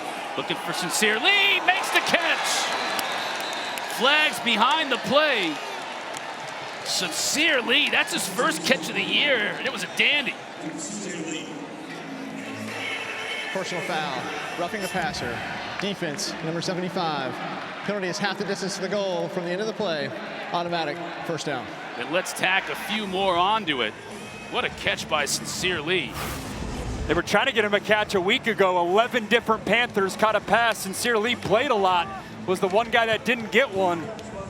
What a catch right there. Excellent job utilizing his hands, too. It was a fist fight on the sideline. Late hands for Lee. Allows him to come make a play here. Senior from Clearwater, Florida, another Florida kid. And there's the hit late on Heintschel. And just like that, Pitt goes from a 4th down in their own territory. They convert. Now they're back in the red zone. Heintschel to throw. Was looking for Lee. Now he hits his tight end for the score. Overman brings it in. And Pitt extends their lead.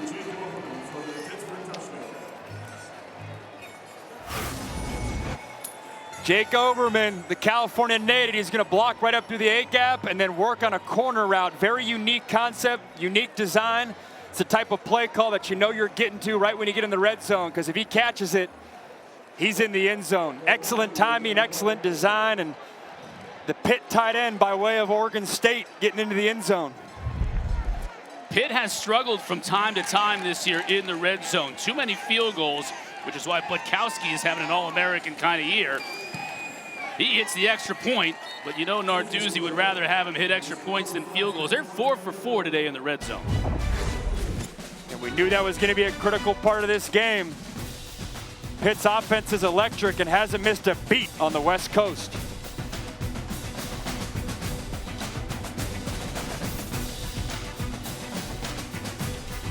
Onions? Yeah, Funyuns. He's got it all over there. Pitt, the advantage Pitt got compared to a lot of those teams is they got the 12:30 local kick. Those other teams got 7:30 night kicks. It's a long time sitting in your hotel room. Mason Heintschel looking at his iPad. Look at that, full mouthful of whatever those pretzels. are. I think they're pretzels. Oh, is it pretzel, Sherry? Yeah. So it's so funny, Chris. I was talking to the team dietitian, Katie Gully, and she was explaining to me they were having to prepare these guys for dehydration for the flight, even the heat.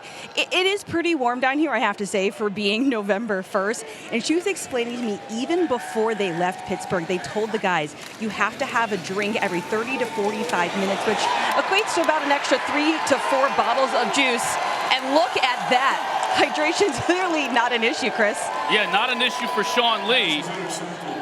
And Sherry, as Coach Narduzzi told you going into the break, they should have had 4 picks in the first half. They only had 2.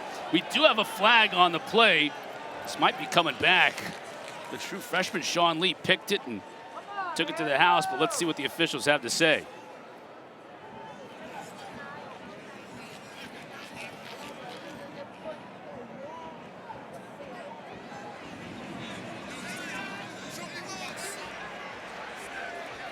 Ruling on the field is a touchdown after the play. Sportsmanlike conduct. Defense number 7, his first of the game. 15-yard penalty will be enforced on the kickoff. So the call is going to go against Javon McIntyre. That doesn't seem to bother Shawn Lee one bit. And why would it? The true freshman from Harrisburg, PA, his first career pick 6. Yeah, you're going to see Lee on the bottom of the screen just jump this out route. That's easy. Cover 2 trap corner, I mean that corner is sitting into the flat, and if the number 2 receiver, the inside receiver, if he goes out at 5 yards, you trigger right away. These are trick-or-treating right there. Got a little treat, a little house call. It's worked to Pitt's advantage. They've had some injuries in the secondary, but then it's allowed young guys like Shawn Lee, another one of these true freshmen for the Pitt defense, to play. And then now that we're in November, they have excellent depth now that they're more healthy at the corner spot. Butkowski again for the PAT. Second time that the Pitt defense has had 3 interceptions in a game. This time the freshman Shawn Lee. Pick 6. Panthers up big.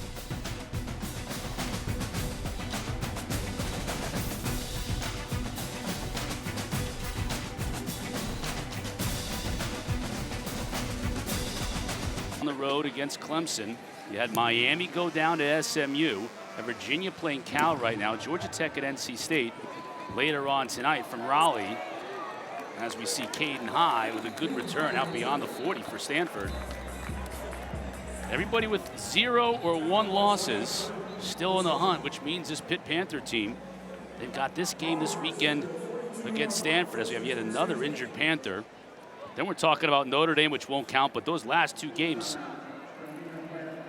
at Georgia Tech and Miami at home for Pitt.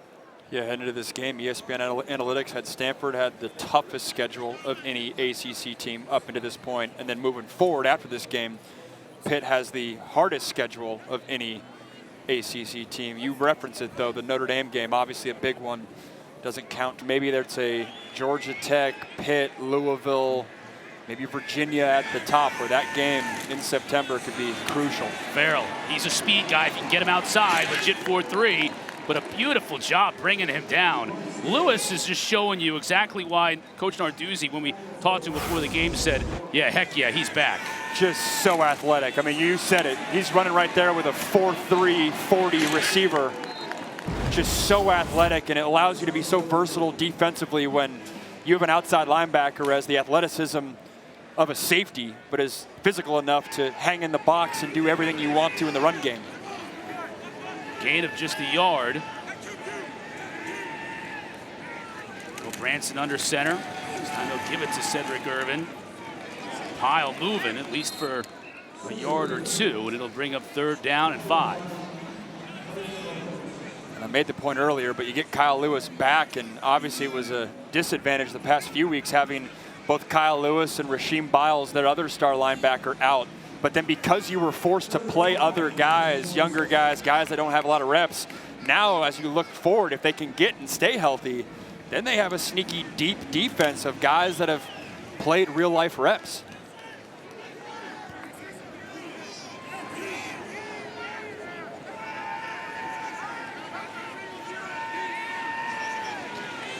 Gulbranson on 3rd down. Irvin, no chance. Doesn't even get back to the line of scrimmage. So on 3rd and 5, the Stanford Cardinal team that has not been able to run the ball effectively all game long tries to cross up Pitt, and it backfires. Just a phenomenal get off by 11. Nick James, that defensive tackle, times the snap better than the offensive guard across from him. No shot right there. That's a defensive line that's knows they have a quarterback and an offensive line playing on their heels. It's a defensive line playing on their toes. And it's 4th down, and Coach Reich knows this game's going to get away from him if he can't get something going offensively. Keeps his offense out there. Play clock winding down. Pitt's pinning their ears back. Gulbranson to throw. Here come the Panthers. He has time, and he has a oh, it's dropped. He had his man Miles Lippman, and he could not hang on. I don't know if Lippman gets the 1st down anyways. Take a look at. Nice anticipation by Gulbranson. You're throwing this hitch right on the left hash all the way to the right sideline. Yeah, it's into the shadows too, Chris. You talked about that off air before the game started about that. That might be a factor. Yeah, you can see the shadow right now about in the middle of the field. So the ball goes from in the sun to into the shadow right before it got to Lippman. He would not have gotten the 1st down anyways, even if he catches it. But Pitt now set up, fresh set of downs. They got all the momentum here. 3:24 left to go in the 3rd quarter, and they're in Stanford territory already.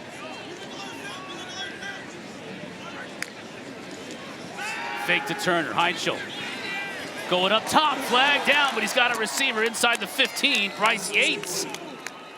Yet another new receiver making a catch for the Panthers, but let's check the marker. Holding, offense, number 51, 10-yard penalty, still 1st down. That'll go for naught. A raw smile from Narduzzi.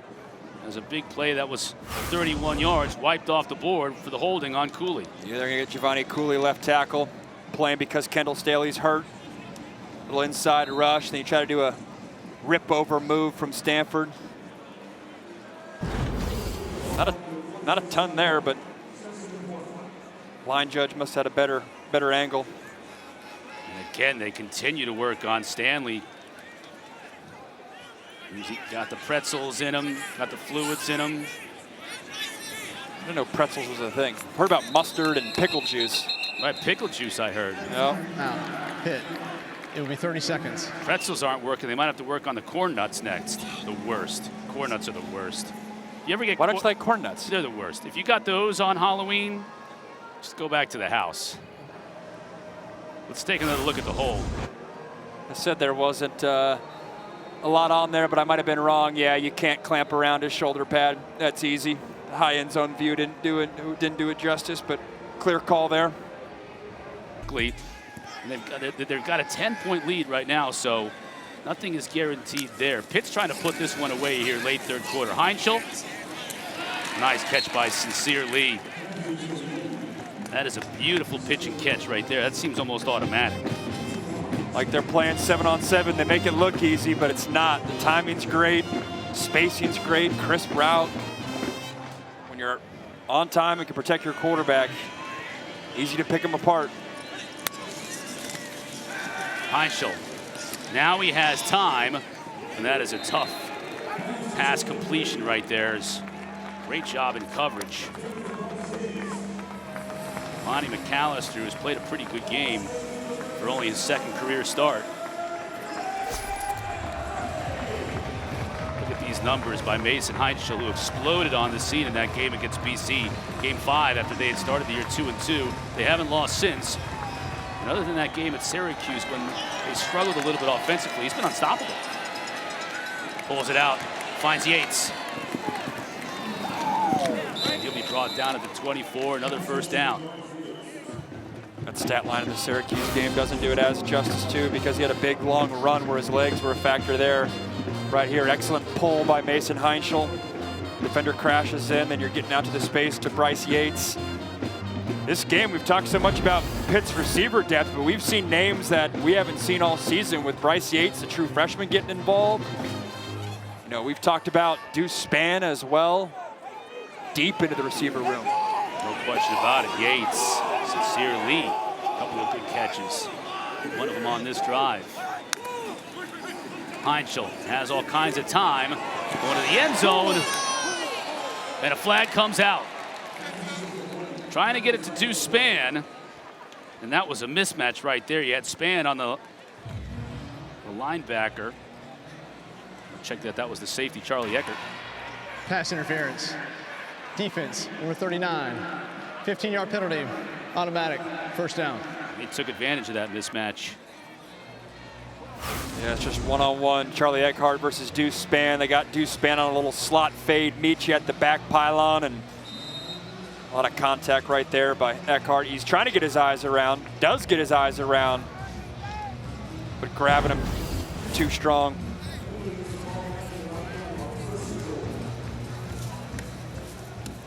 First and goal for Deuce Spann and the Panthers. Turner inside, right to the 1.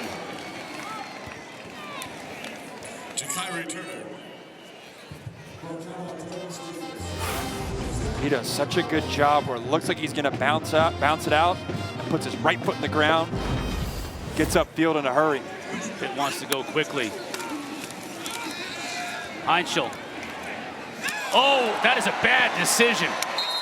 An interception is, he didn't have anybody open. I thought for sure he was just going to chuck it into the 10th row, and he threw it to a player with a red jersey. Brandon Nicholson making the pick. His first of the year. It's a little RPO. They're trying to get a little pop pass to the tight end. Back end line of the end zone. Mason Heintschel just trying to do too much. He's had a knack for coming up with the off-schedule big play. Went a little too far on that one, and Brandon Nicholson caught him. See, Cade Bell has not had a lot of opportunities to yell at his young quarterback. That was a rare occurrence for the true freshman. Just his 4th INT of the year.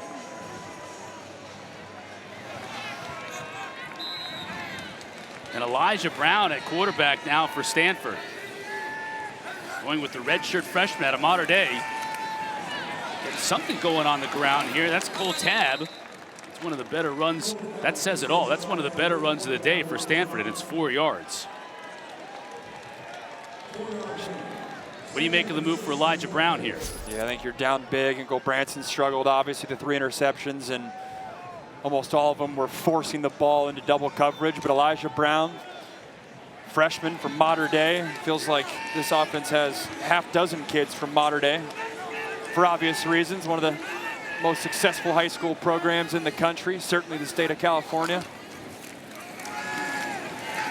Nowhere to run for Tab. Isaiah Neal makes the tackle, flag down.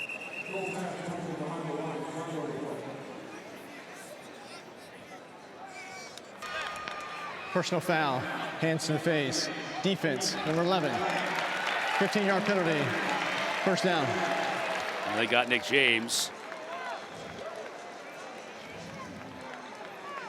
10th penalty of the game for 94 yards. That's something that Narduzzi, win or lose today, is going to be very unhappy about.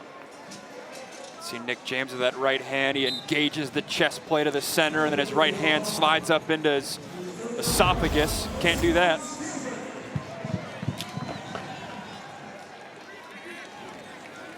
First down for Elijah Brown and the Cardinal. Final seconds of this third quarter.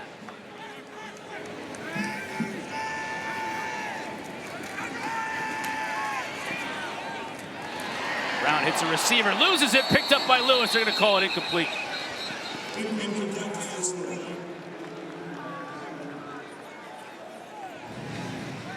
We'll have one final play here in this third quarter with 1 second left to go. Take another look. Nice accurate throw by Elijah Brown right there on the face mask. But yeah, he didn't have a good play by Shawn Lee, another good one. Didn't complete the catch. Knocking this one away. Tries to turn and do something with it, but doesn't secure the ball. Libman. Probably should have made that catch. Definitely. Lost it before Shawn Lee even got there. Second down with 1 second left to go. Brown to throw. Good defensive play. Coming over all the way from the far side. Kavir Baines Marquez. And all of his fans here in attendance enjoy that. Panthers have done here, especially in the second half. Really taking it to a Stanford team that was hanging in there in the first half. Elijah Brown, all kinds of pressure, and he's going to go down. Pitt just brought everybody, and Stanford couldn't find him. Jimmy Scott's going to get there. Could have been any number of Panthers. Yeah, they bring Braylon Lovelace right in the middle, and it frees up all the defensive tackles to go hunting. Jimmy Scott, the 2-year starter for Pitt, gets home, and it's been the recipe for Pitt this past month. Defensive line playing at a high level from a pass rush perspective. Those 4 sacks tie a season high for this Pitt defense.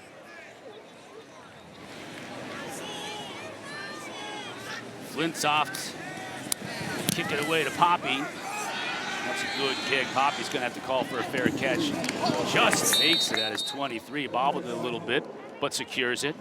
You know, you think about this Stanford team, talk about how well they've played here at home, kind of hanging in there. That game last week against Miami, Coach Wright told us he was so proud of the way his defense played in that first half, and they were even in it in the third quarter, down 14-7. A couple plays didn't go their way, but that got away from them in the second half, as this one has here today. Yeah, you just get the sense they don't have the horses and the depth to really stay competitive for 4 quarters, but it's tough. I mean, Pitt's a good team. Miami going on the road. They had to travel cross country last week. Coach Wright, you know, always talks about the toughness of this team. Felt like the Miami game got them tougher, but just hard to go toe-to-toe with both these rosters. Turner in this Pitt offense is going to go to work on the clock here. Trying to get the running game going, which is finally kind of picked up here in the second half, and that goes to the point. Same with Miami last week. Fletcher and company got going in the second half and really had big second halves running the football. Pitt didn't do much running in the first half today, but they have here in the second.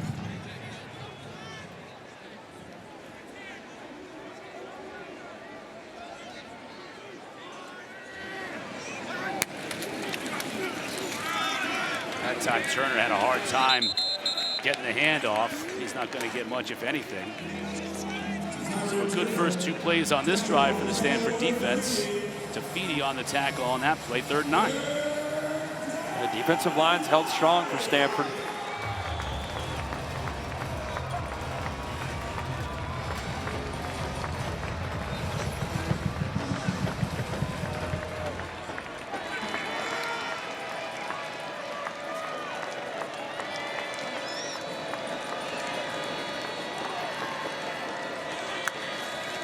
Heintschel to throw, pressure off the edge. and he's going to go down.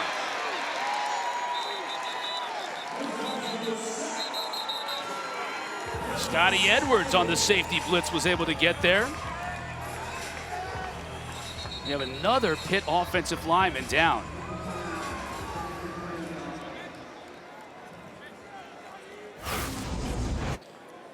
Nice blitz package by Stanford. You got Darius Davis, 29, coming off Heintschel's left edge, and a bunch of Cardinal defenders on the right side.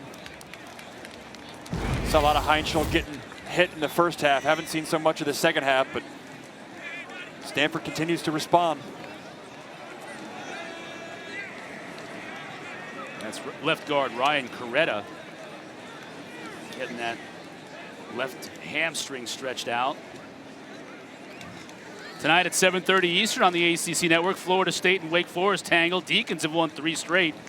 They played so well of late. Florida State, meanwhile, still looking for that first win in ACC play. Tonight, 7:30 on the ACC network from Doak Campbell. Also, you can see it on the ESPN app. Frank Reich got the call when he was shopping in Costco with his family from Andrew Luck, saying, hey, man, I need some help. Can you come coach the team? And that was in March. So that's part of it, too. You know, we talk about, well, why would you just hire an interim coach? Well, it was in March when Andrew Luck reached out. Hire a long-term head coach, even if you are behind the 8 ball, because you run the risk of guys leaving and transferring and going to different programs. I like the decision by Andrew Luck to get Coach Wright and then hopefully find a long-term situation here the next month. Liam Thorpe makes the fair catch. We'll see the Stanford offense take the field. Down 35-13 when we come back.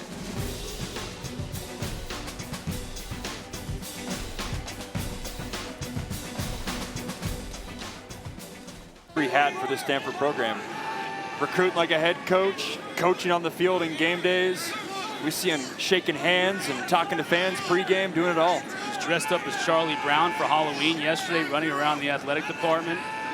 Made me feel bad. I showed up with a white tee on Halloween. He's got the full costume. I got to be better. He was, you know, it's just an injection of energy in this program that they need. And there's Frank Wright. You think about these two were only together for that 1 year in Indianapolis. You think it might have been longer, but it was when Andrew Luck was the NFL Comeback Player of the Year in 2018. That was Frank Reich's first year.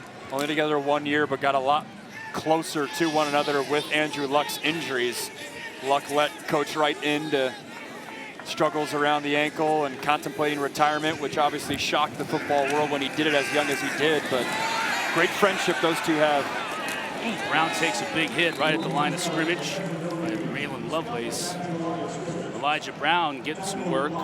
The heir apparent when Gulbranson wraps up his eligibility and presumably heads off to medical school, which is what Gulbranson has said he wants to do when he wraps up his 1 year here at Stanford. Then you got Elijah Brown, redshirt freshman out of Huntington Beach. He's going to be the guy, or they hope he is. It's been the big difference. You know, I was out here a couple years ago calling a Stanford game, and they only had 2 transfers, and it felt like they were from Ivy League schools only. This year, you're getting 17, so you're allowed to get guys from the outside. Andrew Luck's been an advocate and working with admissions to make that happen. Caden High, good pickup. One of the great all-time. Captain Andrew Luck in the house. Really is one of the all-timers. I mean, if you're going to talk about social media, let's do that and not the shirtless dudes. Like that should be the go-to. Or you need a shirt that says "Dearest Mother," like the Twitter account always leads with. Right. A phenomenal X or Twitter, whatever you want to call it, account to follow. Andrew Luck barking out encouragement on 4th down. Pitt brings just 4, so Brown has time. I think he's just going to be a little short. He was able to hit Farrell, and McIntyre was in coverage right on the spot.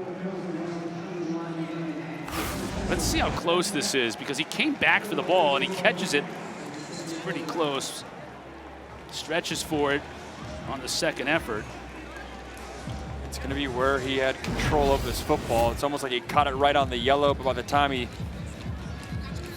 fully secured the football, he was in front of it.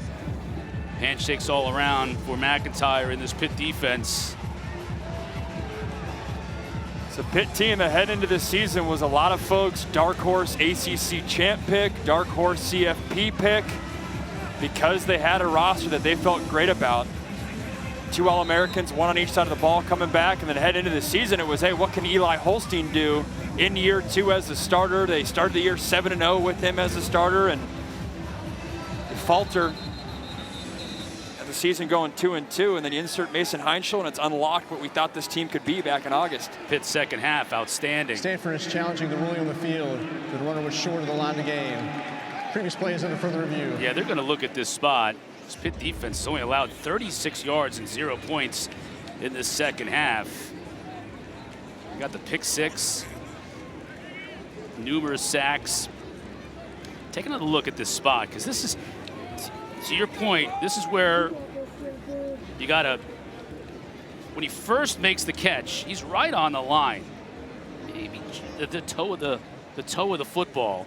And that's what our replay official, Mark McEnany, and Nate Black are going to be in discussion about. It's a good challenge.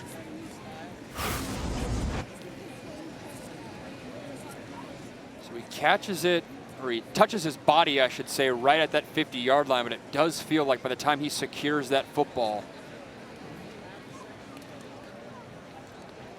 he's in front of the line. This will be a clean look. Yeah, he kind of hops forward closer to the 49-yard line by the time he secures it. Feels like the classic example of, I don't know if there's more or enough video evidence to overrule this. He doesn't get there on the second effort. He's definitely short there when he's brought down by McIntyre. So it would have to be ruled right when he initially catches it, right there at the 50. After further review, the ruling on the field is upheld. It's first down, Pitt. Stanford is charged a timeout for the challenge. Ruling on the field of being short of the yard to gain is upheld. So Frank Reich and company will be charged a timeout. Have to challenge that if you're Frank Reich at this point of the game. Here's what's coming up. So we've seen the injuries really over the last month, even while they've gone through this winning streak. Got a lot of guys banged up. You get the week off to heal all the bumps and bruises, and then you start that trifecta to end the year, beginning with Notre Dame. And they need Desmond Reed to get back, and that trifecta, I think, to get through that. Even 2-1, I think, goes a long ways. Obviously, the Notre Dame game is not an ACC game. So if your pathway to the playoff is through the ACC championship game, Notre Dame, you could stub your toe and still be on track. But yeah, Desmond Reed right there, All-American running back from a year ago, has been banged up. We saw him last week. He was in, then he hobbled off to the sideline. In, then hobbled off to the sideline. Dealing with an ankle.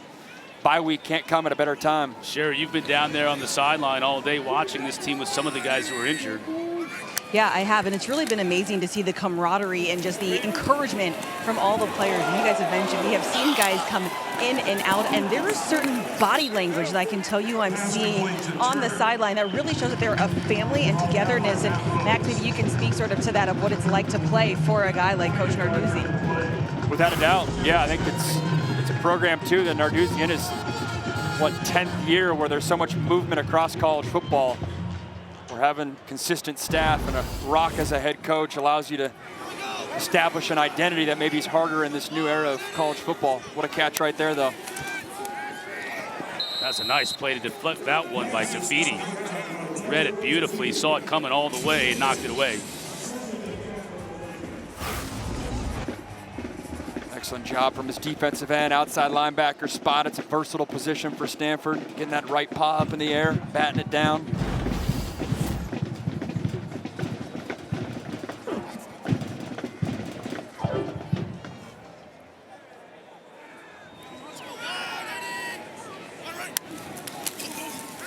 Play fake, going to the end zone. That's picked. That one was read all the way by Brendan Nicholson. Another big play by Nicholson. And Heintschel, another mistake. Yeah, on this one, he's just late. He's going to try to hit a little seam route.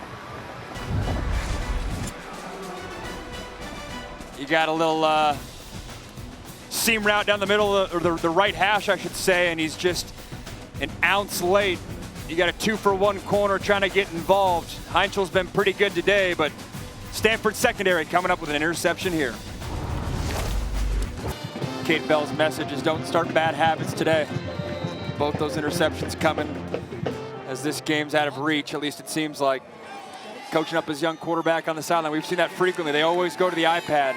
Touchdowns, interceptions, they're always right there together. Pressure up the middle, picked up. Brown's able to hit Williams. Hit hard after a gain of about 6 or 7. And Lewis came out of there limping a little bit. That is not, you see him right there, gingerly walking back to the defensive huddle. With a big lead in the middle of the fourth quarter, that's the last thing that Coach Narduzzi wants to see. And there's Pitt's fans at home right now saying, hey, we saw that with Desmond Reed last week. That game was getting out of reach, and Desmond Reed cut on his ankle and obviously not playing today. Don't want the same thing with your other star player. That play was blown up. Absolutely destroyed.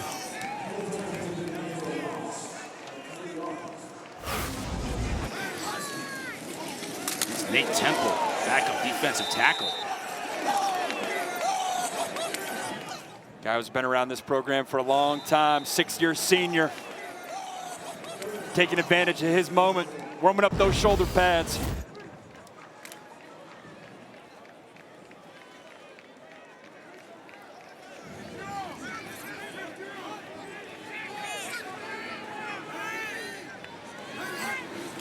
Lewis coming off the edge. Nice spin move, it's picked up, and Brown just didn't have any time to throw it.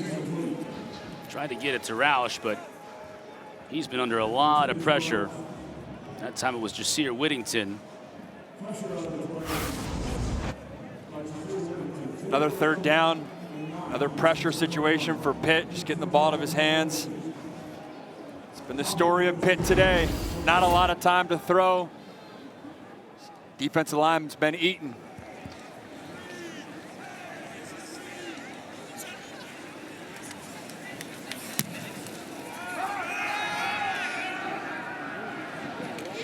Williams with the fair catch at the 29. And that's where the Panthers will take over with 7:46 left to go in this game. A couple interceptions from Mason Heintschel on the day. Yeah, just some bad decisions here. This one just trying to do too much. Kate Bell getting on his young quarterback saying, what are you doing? And then right here, just late, gets baited by a corner, undercuts that seam route. When you're in the red zone, those windows condense. The game speeds up on you. Kate Bell knows how special his young quarterback is. Doesn't want him to fall back, or not back, just fall into bad habits. Both those picks from Brandon Nicholson. First Stanford Cardinal with 2 picks in the game since Paulson Adebo back in 2019. Turner, he is really starting to rack up some yards here in this second half. It was slow going for Boozy in the first half, but man, he's piling it on here. That put him over, well over 100 yards rushing. And it's a Stanford defense that is just exhausted. They've been on the field for a lot of this game, and especially here in this second half. And now Turner's got a lot of room to run. You look at what Pitt has in the backfield with 2 true freshmen, a true freshman quarterback and a true freshman running back, looking like vets in the ACC. Future is bright with both of those 2 guys. And with Desmond Reed out today, Turner taking advantage and recording his first 100-yard game of his career. He's up to 125. He'll stay at that number as Sam Mattingly drops him at the line of scrimmage. Maybe give him a yard. It's a true freshman class for Pitt. We've seen it all over the park today. And Pat Narduzzi has been asked about it the past couple weeks of, is this the best true freshman, or at least the most impactful true freshman class you've had? You got Heintschel and Turner, which get a lot of headlines. We've seen Shawn Lee, a true freshman, get a pick 6 today. Josh Greer, a safety that gets a lot of playing time. So critical in the transfer portal era. If you can get impact players young, gives you a lot of depth. That catch made by Justin Cook, who's a player that Coach Narduzzi said this week he wants to get some time, transferred in from East Stroudsburg. And they want to redshirt him this year, but you said this earlier in the game. Now's the time of the year where players who can play 4 games and still keep that redshirt, we're going to start seeing him a little bit here. Justin Cook has played so well on scout team and at practice. He's being rewarded now with some PT. Yeah, last week he played Hollywood Smothers, NC State star running back in scout team. Did a great job, and to your point, now getting real life game reps. Heintschel's got a big blocker in front of him, inside the 20. That is one play call I would stay away from moving forward. Quarterback toss read, where he's diving forward and landing on his right throwing shoulder deep into this fourth quarter. I respect the being aggressive, but I would imagine that's the last time we see that play call. It wouldn't surprise me if Narduzzi's on the headset say, what are we doing? Let's protect our young QB. Let's run the ball. 7th time in the red zone in 13 possessions in this game for Pitt. Heintschel to throw. Blue Hicks with the catch, stiff arms a defender inside the 10 and driven out of bounds. Just around the 5-yard line. It'll be, once again, 1st and goal for Pittsburgh. It's a Pitt offense that's just always in rhythm. Even when they do get pressure, even when they do get stopped in one drive, the very next drive, they're right back on the gas.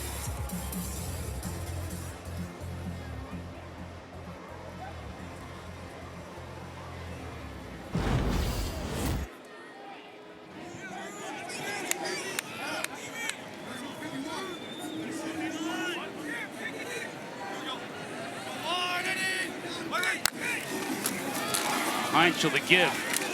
Turner goes nowhere. Turner, brought down by S.A. Dubre on the tackle. It's a nice job by Dubre. A little inside move there, utilizing his speed. Knifing under a tackle who's trying to step out and reach him.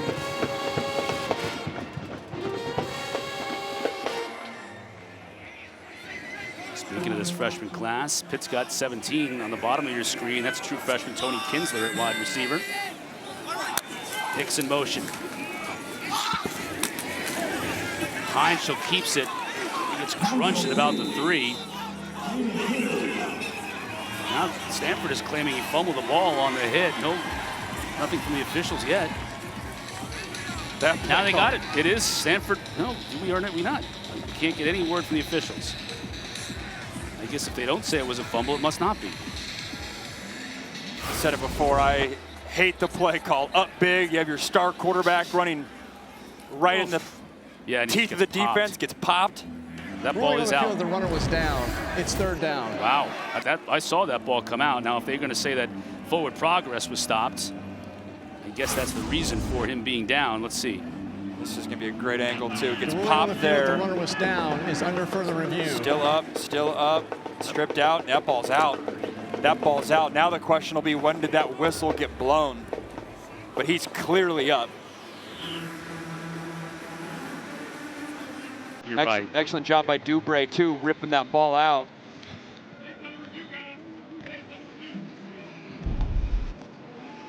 We'll take a break while they take a look at it in the replay booth. We'll let you know how it comes out when we come back.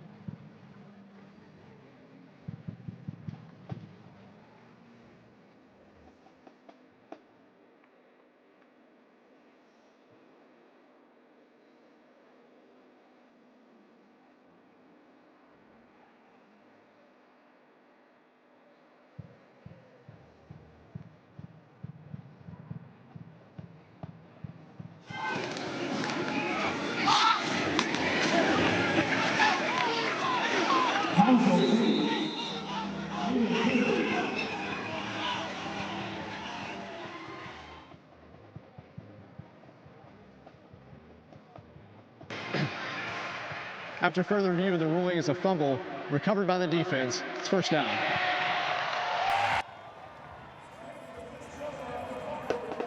The last thing you want is your quarterback getting hit. And if you're Cade Bell, tell your quarterback that in his headset. You can do that now in college football. Don't even put your quarterback in that situation. Irvin on the carry. He's able to get about 2 out to the 5.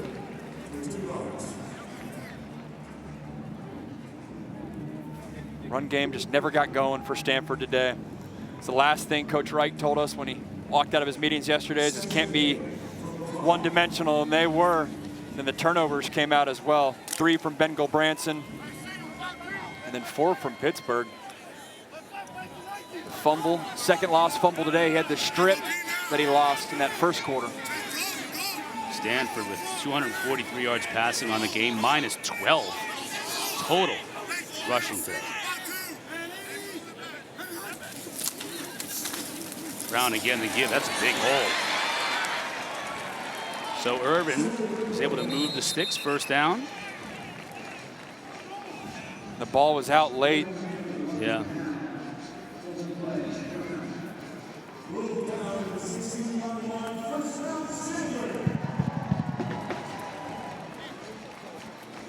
Interested to see how Stanford handles the timing of the month ahead. You know, I think 2 weeks from now, you're going to start to hear teams hiring head coaches and building for the 2026 season. Obviously, Stanford has a season to finish out, but how do they handle that? Obviously, Andrew Luck's going to be the centerpiece there, but interested to see how that plays out. More pads are popping. As Irvin makes the catch. Abe Ibrahim on the tackle. That'll take us to the 2-minute timeout.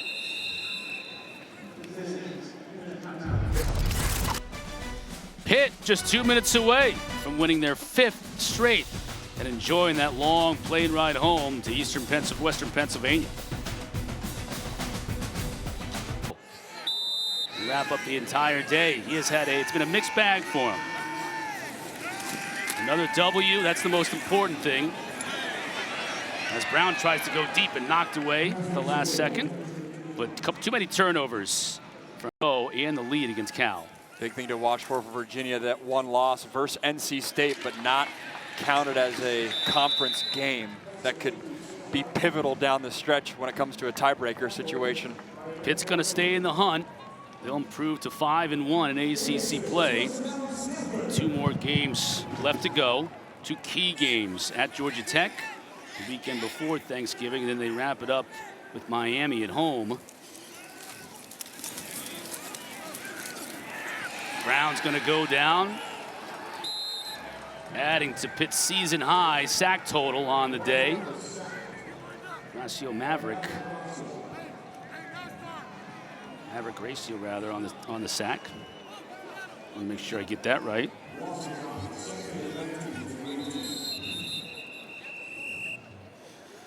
Let's look at what's happening with Virginia. It's always when you turn that calendar November, that's when things really get serious. When you start to think, who's got a shot as the instruction continues. You know, it's interesting. You saw that with Cade Bell continuing to talk to Mason Heintschel.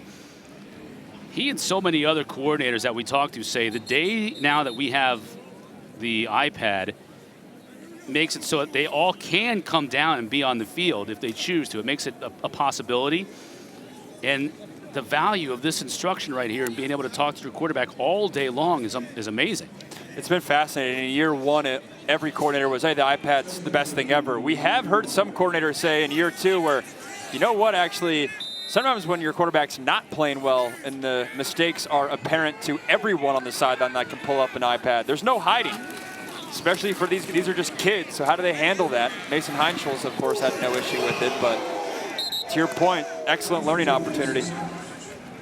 Shawn Lee with another outstanding play, this time bringing down Sam Roush up to the minute ACC standings. Miami suffering their 2nd conference loss in overtime to SMU, which is big because now that group of teams, as we await from Nate Black, got the clock issue here. Let's make sure we get it right. That list of teams with 0 losses and 1 loss shrinks. There is no change to the game clock. 57 seconds, and the clock will start on my signal. But it's still a big group. And we're on a track record where, you know, only 2 of these teams can play in the conference title game. There could be a 3rd team not playing in the conference game that has a legitimate argue for the CFP. It'll be interesting to see how that plays out. That's a really nice pass from Elijah Brown. That's why they're so excited about his future. He finds C.J. Williams in midfield. That was a strike. Modern day to modern day. The connection.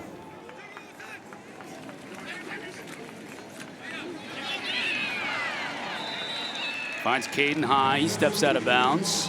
Near another first down. Stanford still has 2 timeouts left on the clock. Think about putting this one in the end zone here and carry a little momentum into their next contest next week as they travel across the country to take on North Carolina.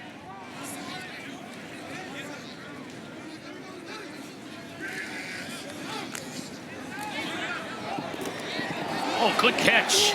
The coverage was there, but the catch was made by Williams again inside the 20. This is an excellent catch. Physical, know you're going to get hit. Snatch it out of the air, come down with it. The concentration. Haven't said much of C.J. Williams' name, but he's the #1 receiver for this Stanford team. Going to the end zone for Williams, makes the catch.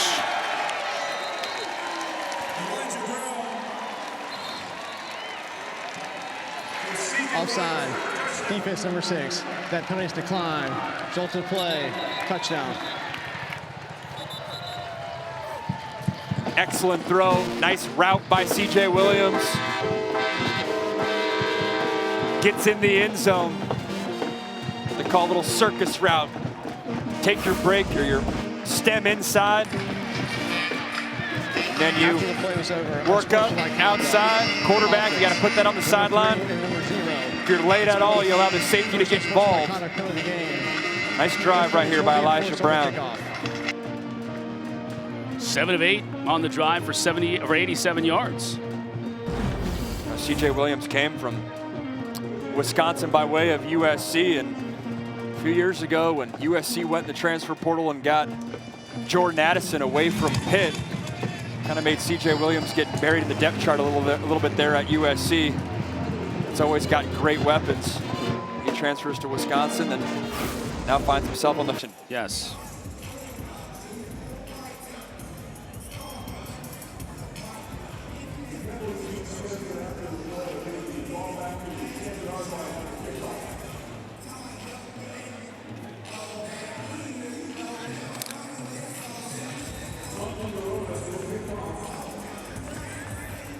After marching off the 15 yards, this ball is going to go all the way down to the 9-yard line of the Pitt Panthers before Deuce Spann picks it up. Slung down at the 46.